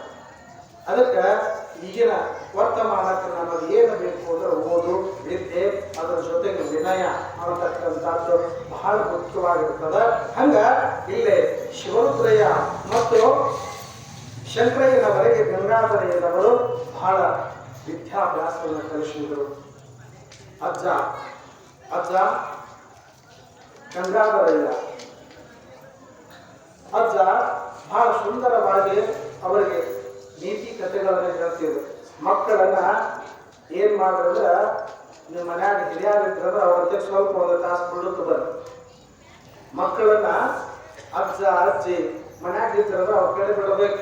ಯಾಕಂದ್ರೆ ಅವ್ರ ನೀತಿ ಕಥೆಗಳನ್ನು ಹೇಳ್ತಿರ್ತಾರ, ಅನುಭವದ ಮಾತುಗಳನ್ನು ಹೇಳ್ತಿರ್ತಾರ, ಯಾವ ರೀತಿ ನಡ್ಕೊಳ್ಬೇಕು ಅಂತಕ್ಕಂಥದ್ದು ಹೇಳ್ತಿರ್ತಾರ. ಅದಕ್ಕೆ ಮಕ್ಕಳನ್ನ ಹಿರಿಯರ ಕಡೆ ಬಿಡಬೇಕು. ಅವಾಗ ಅವ್ವ ತಾಯಿ ಮಕ್ಕಳಿದ್ದಾಗ ಹಡ್ಯಾಕೆ ಎಲ್ಲಿ ಹೋಗ್ತಿದ್ದವ್ರಿ? ಅವ್ರ ಮನೆ ಹೋಗ್ತೀವಿ. ನಿಮಗ್ ಗೊತ್ತಿಲ್ಲ, ಅವ್ರಿಗೆ ಗೊತ್ತಿಲ್ಲ. ಯಾಕಂದ್ರೆ ಅವ್ರು ಹುಟ್ಟಿದ್ದಲ್ಲಿ ಅವ್ರ ಮನೆ. ಹೌದ್ರ? ಅರ್ಧವ್ರು ಗೊತ್ತಿಲ್ಲವ, ನಿಮಗ್ ಗೊತ್ತೈತಿ ನಾವು. ಹೌದ್ರ? ಅವಾಗ ಹಿಂದೆ ಏನ್ ಮಾಡ್ತಿದ್ರು ಅಂದ್ರೆ ಹಡ್ಯಾಕ ತವ್ರ ಮನೆ ಹೋಗ್ತಿದ್ರು. ಅವಾಗ ಸಾಲಿ ಸುಟ್ಟಿ ಕೊಟ್ಟು ಬರೋದು ಮಕ್ಕಳ ಕೇಳಿದ್ರೆ ಎಲ್ಲಿ ಹೋಗ್ತಿದ್ರು ಅಂದ್ರೆ ನಮ್ಮ ಆಯಿ ಮನೆಗೆ ಹೋಗ್ಕೊಂಡ, ನಮ್ಮ ಮುತ್ಯಾರ ಮನೆಗೆ ಹೋಗ್ಕೊಂಡ ಅಂತ ಅಲ್ಲಿ ಹೋಗ್ತಿದ್ರು, ಓಡೋಗ್ತಿದ್ರು. ಈಗ ಏನಾದ್ರೆ ನಿಮಗೆ ಗೊತ್ತಾ, ಸರ್ಕಾರಿ ದವಾಖಾನೆ, ಖಾಸಗಿ ದವಾಖಾನೆ ಹುಟ್ಟಿದ ಕೂಡಲೇ ಇವೇಲಪ್ಪ ಸಾರಿ ಮುಗಿತು, ಯಾಕೋ ಆರಾಮಿಲ್ಲಪ್ಪ, ನಡಿ ದವಾಖಾನೆ. ಹೌದಿಲ್ಲ? ನಡಿ ದವಾಖಾನೆ. ಹಿಂಗ ಅಲ್ಲ. ಅದಕ್ಕಾಗಿ ಮನ್ಯಾಗ ಅಜ್ಜ ಅಜ್ಜಿ ಮುತ್ಯ ಆಗಿ ಇದ್ರೆ ಅವ್ರಂತೆ ಬಿಡ್ರಿ, ಅಕ್ಕರಿಂದ ಬೆಳೆಸ್ತಾರೆ, ಮಕ್ಕಳಿಗೆ ಸಂಸ್ಕಾರವನ್ನು ಕೊಡ್ತಾರ, ಒಳ್ಳೆ ನೀತಿ ಕಥೆಗಳನ್ನು ಹೇಳ್ತಾರ, ಧೈರ್ಯವಂತ ಮಕ್ಕಳನ್ನಾಗಿ ಮಾಡ್ತಾರ. ನನಗ ಅವ್ರ ಮುದುಕ ಮುದುಕಿ ನನಗ ಬೇಡಾಗ್ಯಾರಿ, ಮತ್ತೆ ಇನ್ನೇನು ಮಾಡೋಣ, ಆ ಸ್ಥಿತಿ ಬಂದ್ಬಿಟ್ಟಿ ನಾವು. ಹೌದಿಲ್ಲ? ಈಗ ಹೆಂಗ ಬಂದದ್ರಿ, ಅತ್ತಿರಬಾರ್ದು, ಮಾವಿರಬಾರ್ದು, ಅತ್ತಿ ಮಾವಿಂದ ಇನ್ಯಾಂಗ ಬಂದಂತ ಹೆಣ್ಣು ಕೊಡ್ಬೇಕಾದ್ರೆ ಇವೆಲ್ಲ ರೂಲ್ಸ್ ಅದಾವಂತ. ನಮ್ಮ ಕಡೆ ಬೆಂಗಳೂರು ಸೈಡ್, ನಮ್ಮ ಕಡೆ ಹೆಂಗ್ ಬಿಡ್ರಿ, ಇವರೆಲ್ಲ ಇದ್ರೆ ಕೊಡ್ತಾರೆ, ಇಲ್ಲಿದ್ರೆ ಕೊಡಂಗಿಲ್ಲ. ಏನ್ ಅದೇನು ವಾಕ್ ಕೊಡ್ತೀವಿ ಭಾವ ಆಯ್ತು, ಅದಕ್ಕೆ ಕೊಡ್ತೀವಿ ಹಿಂದ ಮುಂದೆ ಇಲ್ಲ. ಮನ್ಯಾಗ ಎಲ್ಲರೂ ಇದ್ರೆ ಚಾನ್ಸ್. ಮನೆಗೆ ಭಾಳ ಮೇಲೆ ತಿಂಗಳ ಕರ್ಕೊಂಡು ಹೊರಗೆ ಬರುವಾಗ ಅದಕ್ಕೆ ಎಲ್ಲರೂ ಇದ್ದಾಗ ಕೊಡೋದು. ಹೌದಿಲ್ಲ? ಮನೆ ಭಾಳ ಮಾಡೋದು ಕರ್ಕೊಂಡು 1 ತಿಂಗಳ ಹೊರಗೆ ಬರ್ರಿ, ನಿಮಗೆ ಭಾಳ ನನಗೆಲ್ಲ ಆದ್ರೆ ಇದ್ದಾಗ ಕೊಡ್ಬೇಕಾಗಿ ನಮ್ಮ ಸಾಯ. ಆದ್ರೆ ಆ ಕಾಡಿ ಬೇರೆ ಅವು ಇರಬಾರ್ದು. ಯಾರವ್ರಿ? ಹುಡುಗನವು ಇರಬಾರ್ದು, ಬಂದು ಬಂದವ್ರು ಇರಬಾರ್ದು, ಅಪ್ಪಿರಬಾರ್ದು. ಅವಂಗ ₹1,00,000 ಅದು ಏನು ಗೌರ್ಮೆಂಟ್ ನೌಕರಿನೇ ಇರಬೇಕು. ಅವನು ಏನು ಕೊಡೋದು? ಏನು ಮಾಡ್ಬೇಕಂದ್ರೆ ಇವ್ರ ಅವ್ವ ಅಪ್ಪನ ಅವ್ನು ಚೆನ್ನಾಗಿ ನೋಡ್ಕೋಬೇಕಂತ. ಹೌದಿಲ್ಲ? ಎಂತ ನೋಡಿ, ಇವ್ರ ಅವ್ವ ಅಪ್ಪನ ಅಲ್ಲ, ಎಂಟಿ ಅವ್ವ ಅಪ್ಪನ ಅತ್ತಿ ಮಾವನು ಚೆನ್ನಾಗಿ ನೋಡ್ಕೋಬೇಕು. ಹೆಣ್ಣು ಮಗಳು ಮನೆಗೆ ಬಿಟ್ಟ ಗಂಡನ ಮನೆಗೆ ಹೊಂಟಿದ್ರು. ಅವಾಗ ಸೊಸಿ ಅವ್ರ ಮನೆಗೆ ಹೇಳಿದತ್ತ, ನೋಡ್ರಿ ನಮ್ಮ ಅವ್ವ ಅಪ್ಪ ಭಾಳ ಸಮಾಧಾನದವರು, ಭಾಳ ಅದಾರು ವೈನಿ, ನಮ್ಮ ಅವ್ವ ಅಪ್ಪ ಚಂದಾಗಿ ನೋಡ್ಕೋತ ಹೋಗಲ್ಲ, ಚಂದಾಗಿ ನೋಡ್ಕೋತ ನಮ್ಮ ಅವ್ವ ಅಪ್ಪಗ ಭಾಳ ಅಕ್ಕಡೆಯಿಂದ ಬೆಳೆಸ್ಕೊಂಡ್ ಬಂದಾರ, ಭಾಳ ಕಷ್ಟಪಟ್ಟಾರು. ಅದಕ್ಕೆ ನಮ್ಮ ಅವ್ವ ಅಪ್ಪ ಚಂದಾಗಿ ನೋಡ್ಕೋತ ಹೋಗು, ಅವ್ರಿಗೆ ಕಷ್ಟ ಕೊಡಬೇಡ ಅಂದಕ್ಕ. ಆಯ್ತ್ರಿ, ನೀವು ಆ ಕಡೆ ನೋಡ್ರಿ ಅಂದ. ಯಾಕ ಆ ಕಡೆ ನೋಡ್ರಿ ಅಂದ್ರೆ ಆ ಕಡೆ ಎಲ್ಲ ಹೊರಗೆ ಬಂದಿಲ್ಲ ಬಿಟ್ಟ. ಮತ್ತೆ ನಿಮ್ಮ ಅತ್ತಿ ಮಾವ ನೀವು ಹೆಂಗೆ ನೋಡಾಕತ್ತೀರಿ? ಅವ್ರು ಬೇರೆ ಮನೆ ಆಗಿದ್ದಾರೋ, ನಾವು ಬೇರೆ ಮನೆ ಆಗಿದ್ದು. ಅನ್ವಯಿಸೋದು ನಮಗಷ್ಟ, ನಮ್ಮ ಕಡೆ ಅಷ್ಟ, ಅವ್ರಿಗೆ ಅನ್ವಯಿಸಂಗಿಲ್ಲ. ಹಂಗ ಬೇಡ ಸ್ಥಿತಿ. ಹೌದಿಲ್ಲ? ಅದಕ್ಕೆ ನಾವು ಏನು ಮಾಡಬೇಕು ಅಂತ ಹೇಳಿದ್ರೆ ಸಹಬಾಳ್ವೆ, ಸಹ ಕುಟುಂಬ ಇರೋದು, ಒಗ್ಗಟ್ಟಿನಲ್ಲಿ ಫಲ ಇರ್ತದ. ಅದಕ್ಕೆ ಜೀವನದೊಳಗೆ ಎಲ್ಲರೊಳಗೆ ಹೊಂದಾಣಿಕೆ ಅನ್ನತಕ್ಕಂಥದ್ದು ಬೇಕು. ಹೊಂದಾಣಿಕೆ ಇದ್ರೆ ಮಾತ್ರ ಜೀವನ ಸೌಖ್ಯವಾಗಿರ್ತದ. ಜೊತೆ ಇದ್ರೆ ಒಂಟಿ ಭಾವ ಆಗುತ್ತೆ. ಅದಕ್ಕೆ ಎಲ್ಲರೂ ಹೇಳ್ತಾರೆ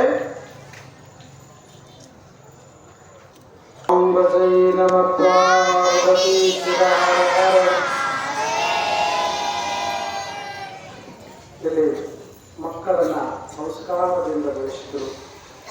ಗಂಗಾಧರಯ್ಯನವರು, ಅನಂತರವಾಗಿ ಶಂಕರಯ್ಯನವರು, ಗುರುಕರಯ್ಯನವರು ಒಳ್ಳೆಯ ರೀತಿಯಿಂದ ಶಿಕ್ಷಣವನ್ನು ಕಲಿತು ಮಠಕ್ಕೆ ಬರುವಂತಹ ಸದ್ಭಕ್ತರಿಗೆ ಅನುಭವದ ಜ್ಞಾನಾಮೃತವನ್ನು ನೀಡುತ್ತಾ ಯೌವನಾವಸ್ಥೆಗೆ ಬಂದರು.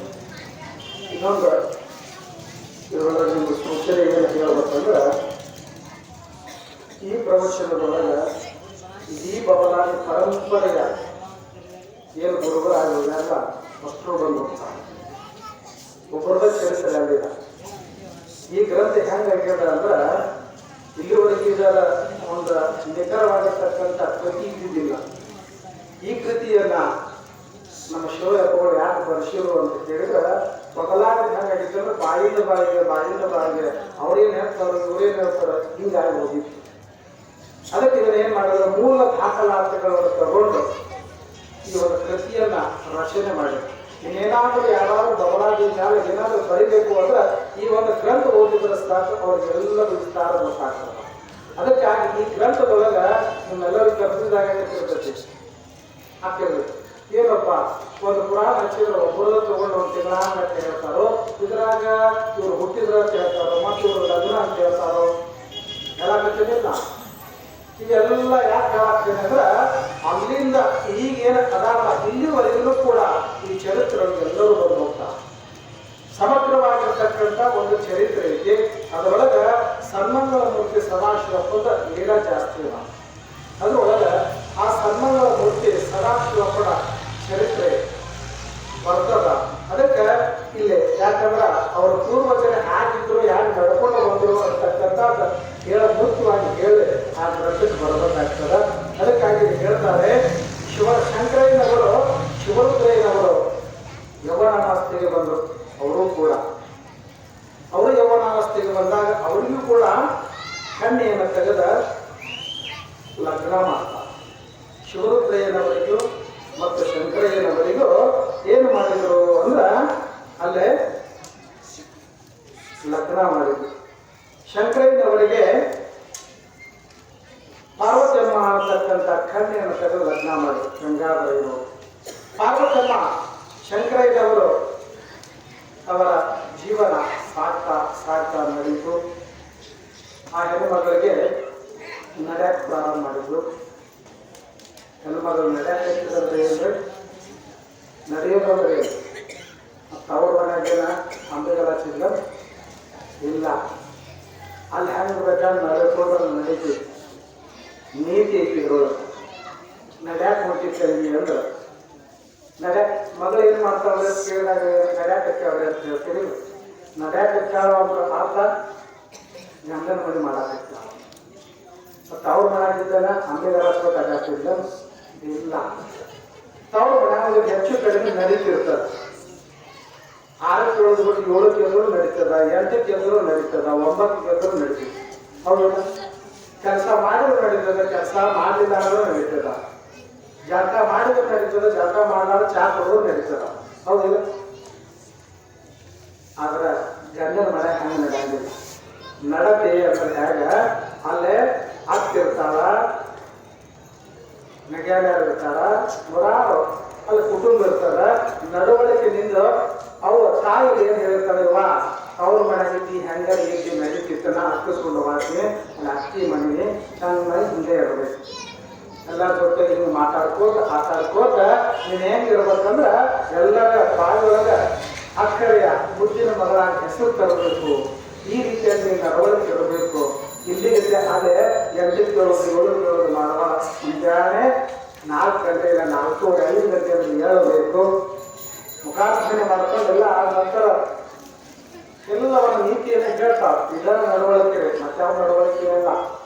ಇದ ನಡೆಯೋದು ಅಂದ್ರೆ ಆ ರೀತಿಯಾಗಿ ಇಲ್ಲಿ ತಾಯಿ ಪಾರ್ವತಮ್ಮ ನಡೆಯಕ್ಕೆ ಬಂದು ಶಂಕರಯ್ಯನವರ ಪತ್ನಿ ನಡೆಯಕ್ಕೆ 1 ವರ್ಷ 2 ವರ್ಷ 3 ವರ್ಷ 6 ವರ್ಷ ಆಯ್ತು. ತಾಯಿ ಹರಿಲಿಲ್ಲ, ಮಕ್ಕಳಾಗಲಿಲ್ಲ. 5-6 ವರ್ಷ ಆದರೂ ಮಕ್ಕಳಾಗಲಿಲ್ಲ.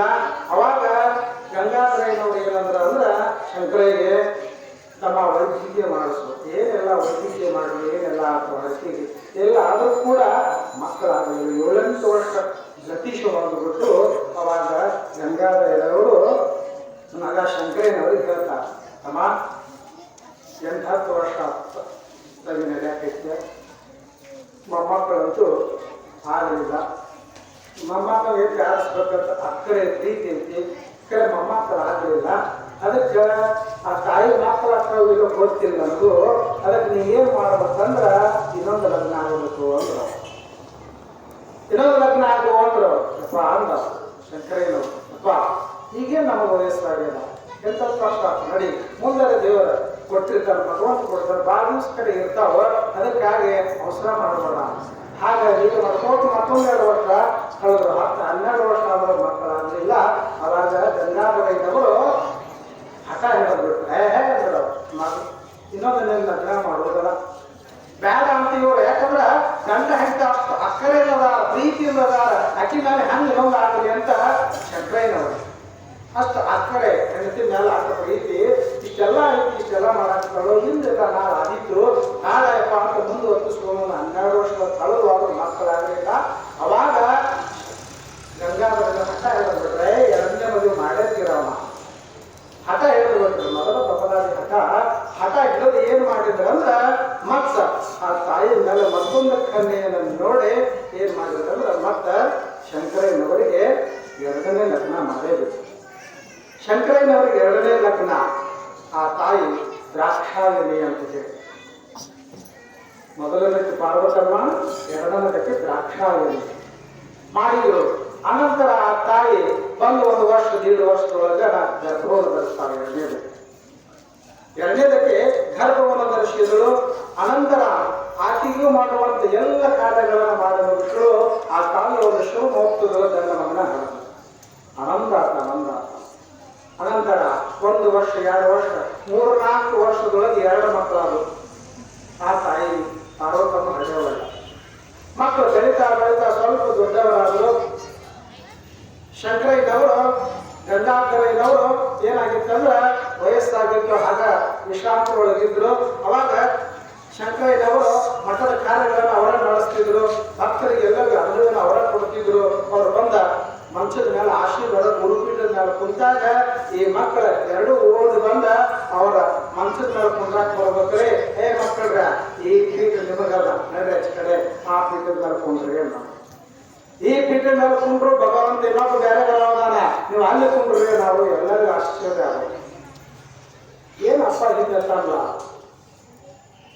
ನನ್ನ ಮಕ್ಕಳು 2 ಬಂದ ಆ ಗುರು ಪೀಠದ ಮೇಲೆ ಕುಂಡ್ರಾಕ್ ಬಂದ್ರೆ ಈ ಪೀಠದ ಮೇಲೆ ಕುಂಡ್ರದ ನಿಮಗ ಇದಿಲ್ಲೋ, ಈ ಕುಂಡ್ರು ಈ ಪೀಠದ ಮೇಲೆ ಕುಂಡ್ರು ಅಂತ ಬೇರೆ ಒಬ್ಬ ಹೊಸ್ತಾಗ ಬರೋದ. ಅದಕ್ಕೆ ನೀವು ಬೇರೆ ಆ ಪೀಠದ ಮೇಲೆ ಕುಂಡ್ರಿ ಅಂತಾರ. ಯಾರು ಬರ್ತಾರ? ದೊಡ್ಡವ್ವ ಪಾರ್ವತಮ್ಮ ಅಂತೂ ಹಡದೇ ಇಲ್ಲ. ಮತ್ತೆ ಇವ್ರು ಬಿಟ್ಟರೆ ಮತ್ತೆ ಯಾರು ಬರ್ತಾರ? ಏನಿದು ಮೊದಲಾಗಿ ಬಾಯಿ ಮುಂದಿಗೆ ಮಾತಿದ್ದಂಗ ಇದು ಹೆಂಗ ಅಂತ ಹೇಳಿ ವಿಚಾರ ಮಾಡಿದ್ರು. ಹಂಗ ಅನ್ಕೋತ ಹೋಗ್ತಿದ್ರು. ಅವ್ರು ಯಾರಾದ್ರೂ ಬಂದಾಗ ಕುಂಡ್ರಾಕವ್ರೆ, ನೀವು ಕುಂಡ್ರಬೇಡ್ರು, ಹೋಗ್ರಿ ಆಚೆಗಡೆ ಕೂತ್ಕೊಡ್ರಿ ಅನ್ನೋ. ಆ ಪೀಠದ ಮೇಲೆ 2 ಕುಂಡ್ರ ಕೊಡ್ತಿದ್ದ. ಅದ್ರ ಮೇಲೆ ಕುಂಡ್ರು ಅಂತ ಹೊಸ್ತಾದ ಬೇರೆ ಬರ್ತಾನ ಹೋಗ್ರಿ ಅನ್ನೋರು. ಹಂಗಾಗಿ 1 ವರ್ಷ ಕಳೆದಿದ್ರೆ ಪಾರ್ವತಮ್ಮನವರು ಗರ್ಭವನ್ನು ಧರಿಸ್ತಾರೆ. ಮೊದಲನೇ ಹೆಂಡತಿ ಪಾರ್ವತಮ್ಮ ಗರ್ಭಧಾರಣೆ ಮಾಡಿದಳು. ನೋಡ್ಬೇಕು ಆಕೆಯ ಕಾಂತಿಯನ್ನ 1ನೇ ಮಾಸ 2ನೇ ಮಾಸ 3 ಮಾಸಗಳ ಕಳೆದಾಗ ಮೈಯಲ್ಲಿ ಬದಲಾವಣೆಗಳು ಪ್ರಾರಂಭವಾಗುತ್ತವೆ. 1 ಮಾಸ 2 ಮಾಸ 3 ಮಾಸ ಕಳೆದ 4 ಮಾಸಗಳ ಕಳೆದಾಗ ಆ ತಾಯಿಯ ದೇಹದೊಳಗೆ ಬದಲಾವಣೆಗಳು ನಡೆದು ಬಂಗಾರ ವರ್ಣದ ಕಾಂತಿ ಬಂತು. ಮೈ ಬಣ್ಣ ಬೇರೆ, ಹಸನು ಮುಖ. ಯಾರಾದ್ರೂ ಆ ತಾಯಿ ನೋಡ್ರಿ ಇನ್ನಷ್ಟು ನೋಡ್ಬೇಕಂದ್ರೆ ಅಕ್ಷರ ಬರೋದು, ಪ್ರೀತಿ ಬರೋದು, ಭಕ್ತಿ ಬರೋದು ಆ ತಾಯಿನ. ಆ ರೀತಿಯಾಗಿ ಆ ತಾಯಿ ತನ್ನ ದೇಹದೊಳಗೆ ಚಿನ್ನ ಬದಲಿ ಅಶೋಕ ಬರ್ತದೆ. ಆ ತಾಯಿಯಲ್ಲೂ ಕೂಡ ಬೈಕ್ಗಳೆಲ್ಲ ಸಾತ್ವಿಕ ಬೈಕ್ಗಳ ಪ್ರಾರಂಭವಾದವು. ಏನಾದರೂ ಮಹಾತ್ಮರ ಚರಿತ್ರೆ ಕೇಳಬೇಕು, ಪುರಾಣ ಪುಸ್ತಕಗಳನ್ನು ಓದಬೇಕು, ಮಹಾತ್ಮರ ಹಿರಿಯರ ಮಾತುಗಳನ್ನು ಕೇಳಬೇಕಂತ ಬೈಕ್ಗಳು ಚಾಲುವ. ಇದಕ್ಕೆ ಸಾತ್ವಿಕ ಬೈಕ್ ಅಂತ ಕರೀತಾರೆ. ಹೌದಾ? ಸಾತ್ವಿಕ ಬೈಕ್ಗಳನ್ನು ಈಗ ಆನಂತರ ಸಾತ್ವಿಕ ಆಹಾರವನ್ನ ಸ್ವಾದಿಸುವುದು ಎಲ್ಲವೂ ಏನಾಗ್ತಿತ್ತಂದ್ರೆ ಆ ತಾಯಿಯಲ್ಲೇ ಅವು ಅಳವಡಿಸಿಕೊಂಡು ಅನಂತರ ಆ ತಾಯಿ ನವಮಾಸಗಳ ಕಡಿತ 8ನೇ ತಿಂಗಳಿಗೆ ಬಂದಾಗ ಗರ್ಭಕ್ಕೆ ಲಿಂಗ ಧಾರಣೆ ಮಾಡಿದ್ರು. 10ನೇ ತಿಂಗಳೊಳಗೆ 1873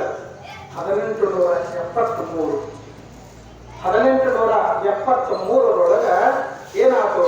ವೈಶಾಖ ಮಾಸ ಶುದ್ಧ ತೃತೀಯ ದಿನ ಸೂರ್ಯೋದಯಕ್ಕೆ ಗ್ರಹ ತಾರೆಗಳು ಉಚ್ಚ ಸ್ಥಿತಿಯಲ್ಲಿದ್ದಾಗ, ವೈಶಾಖ ಮಾಸ ಶುದ್ಧ ತೃತೀಯ ದಿನ ಸೂರ್ಯೋದಯಕ್ಕೆ ಗ್ರಹ ತಾರೆಗಳು ಉಚ್ಚ ಸ್ಥಿತಿಯಲ್ಲಿದ್ದಾಗ ಏನಾಯ್ತು ಅಂತ ಕೇಳಿದ್ರೆ, ಧರೆಯ ಪಾವನಗೈಯುವುದಕ್ಕೆ ಭಗವಂತನ ಅವತಾರ ಆಯಿತು.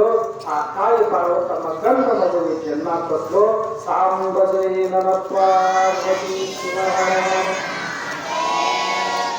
ಆ ತಾಯಿ ಗಂಡ ಮಗುವಿಗೆ ಜನ್ಮ ಕೊಟ್ಟು ಏನ್ ನೋಡ್ಬೇಕು ಆಗಿನ ವಾತಾವರಣ ಹೇಗಿತ್ತು ಆತ ಹುಟ್ಟಿದಾಗ ಅಂತ ಕೇಳಿದ್ರೆ, ಲೋಕದ ಕತ್ತಲೆಯನ್ನು ಕಳೆಯಲಿಕ್ಕೆ ಆ ರವಿ ಉದಯಿಸಿದ. ಈ ಮನುಷ್ಯರ ಅಜ್ಞಾನವನ್ನು ಕಳೆಯಲಿಕ್ಕೆ ಆ ಭಗವಂತನ ಸ್ವರೂಪಿ ಭರ್ಗೋ ಸಾಕ್ಷಾತ್ ನರಾಕೃತಿ ಭಗವಂತನೇ ಇಲ್ಲಿ ನರನಾಗಿ ಗುರುವಾಗಿ ಜನ್ಮ ತಾಳಿದ. ಆ ಸರ್ವಂಗದ ಮೂರ್ತಿ ಇಲ್ಲಿ ಬೆಳಗಿ ಯಾವ ರೀತಿಯಾಗಿ ಲೀಲೆ ಮಾಡಿದ ಅಂತಕ್ಕಂಥದ್ದು ಬರ್ತದೆ. ಶಂಕರಯ್ಯನವರ ಪಾರ್ವತಮ್ಮನವರ ಉದರದಲ್ಲಿ, ಶಂಕರಯ್ಯ ಮತ್ತು ಪಾರ್ವತಮ್ಮನ ಉದರದಲ್ಲಿ ಜನಿಸಿರ್ತಕ್ಕಂಥ ಆ ಮಗು ಹಿಟ್ಟನಾಗಿ ನೋಡಬೇಕು. ಸೂರ್ಯ ತೇಜಸ್ಸು ಶಿವನ ಕಡೆ ಆತನ ತುಂಬಿ ಹೋಗಿತ್ತು. ನಂತರ ಎಲ್ಲಾ ಸದಸ್ಯರು ಕೂಡಿ ಆತನಿಗೆ ಏನ್ ಮಾಡ್ತಾರಂದ್ರೆ ನಾಮಕರಣ ಮಹೋತ್ಸವವನ್ನು ಆ ಸಮಯಕ್ಕೆ ಮಾಡಿದ್ರು. ಹಾಗೆ ನಾಳಿನ ದಿವಸ ನೀವೆಲ್ಲರೂ ಕೂಡ ನಾಮಕರಣ ಮಹೋತ್ಸವವನ್ನು ಮಾಡಬೇಕಾಗ್ತದೆ. ಅದಕ್ಕೆ ತಾಯಿಯರಿಂದ ಏನ್ ಮಾಡ್ಬೇಕಂದ್ರೆ ನಾಳಿನ ದಿವಸ ನಾಮಕರಣ ಹೆಸರು ಇಡ್ತೇವ. ನಾವು ಇಡೋಣ, ನೀವು ಇಡ್ತೀವಿ. ನೀವು ಹೆಸರು ನಿಮಗೆ ನಮ್ಮ ಸಂಬಂಧ ಇಲ್ಲ. ನಾವು ಸುಮ್ಮನೆ ಗುಗುರಿ ತಿನ್ನೋದಷ್ಟ. ಹೌದಾ? ಅದಕ್ಕೆ ನಾಳೆ ದಿವಸ ಹೆಸರು ಕಾರ್ಯಕ್ರಮ ಸುಮ್ಮನೆ ಮುಂದೆ ಹೋಗೋದು ಬೇಡ. ಇರೋ ಸಮಯ ಕಡಿಮೆ ಐತಿ. ಅದ್ರಾಗ ಲೀಲಾಗಳು ಭಾಳ ನಾವು ಅದಕ್ಕೆ ಎಲ್ಲರೂ ಕುತೂಹಲ ಆಯ್ತು. ಸದಾಶಿವ ಲೀಲಾ ಮಾಡ್ಯಾರ, ಕೇಳಬೇಕು. ನಾವು ಹೆಂಗೆ ನಡ್ಕೊತೀವಿ ಅಂದ್ರೆ ಎಂದು ಹೇಳ್ತು ನಾಳೆ ಬರೀ ಇದ ನಡೆದೈತಿ. ಇವೇನು ಸರಿಯಾಗಿ ಆಮೇಲೆ ಸದಾಶಿವ ಲೀಲಾ ಹೇಳ್ತಾನೋ ಏನು ಅವನ ಕಾರ್ಯ ಕಲ್ಲು ಹಚ್ಚೋಣ. ಹೌದು ಸದಾಶಿವ ಬರೀ ಮತ್ತೆ ನಿಂದು ಹೇಳ್ತೀನೋ ನಾಳೆ ಹೇಳ್ತಿದ್ರೆ ಹೇಳಕತ್ತೇನೋ ಇದು ಸರಳ ಹೇಳ್ತಾನೋ ಕಡೆಗಿಲ್ಲ ಹಚ್ಚೋಣ ಅನ್ನಬಾರ್ದು. ಅದಕ್ಕೆ ನಾಳೆ ಎಲ್ಲರೂ ತಾಯಿಯಿಂದ ನಿರ್ಣಯ ಬರಬೇಕು. ಈಗ ಕಾರ್ಯಕರ್ತರು ಸ್ವಪ್ನ ಕಟ್ಟಿಕೊಡ್ತಾರ.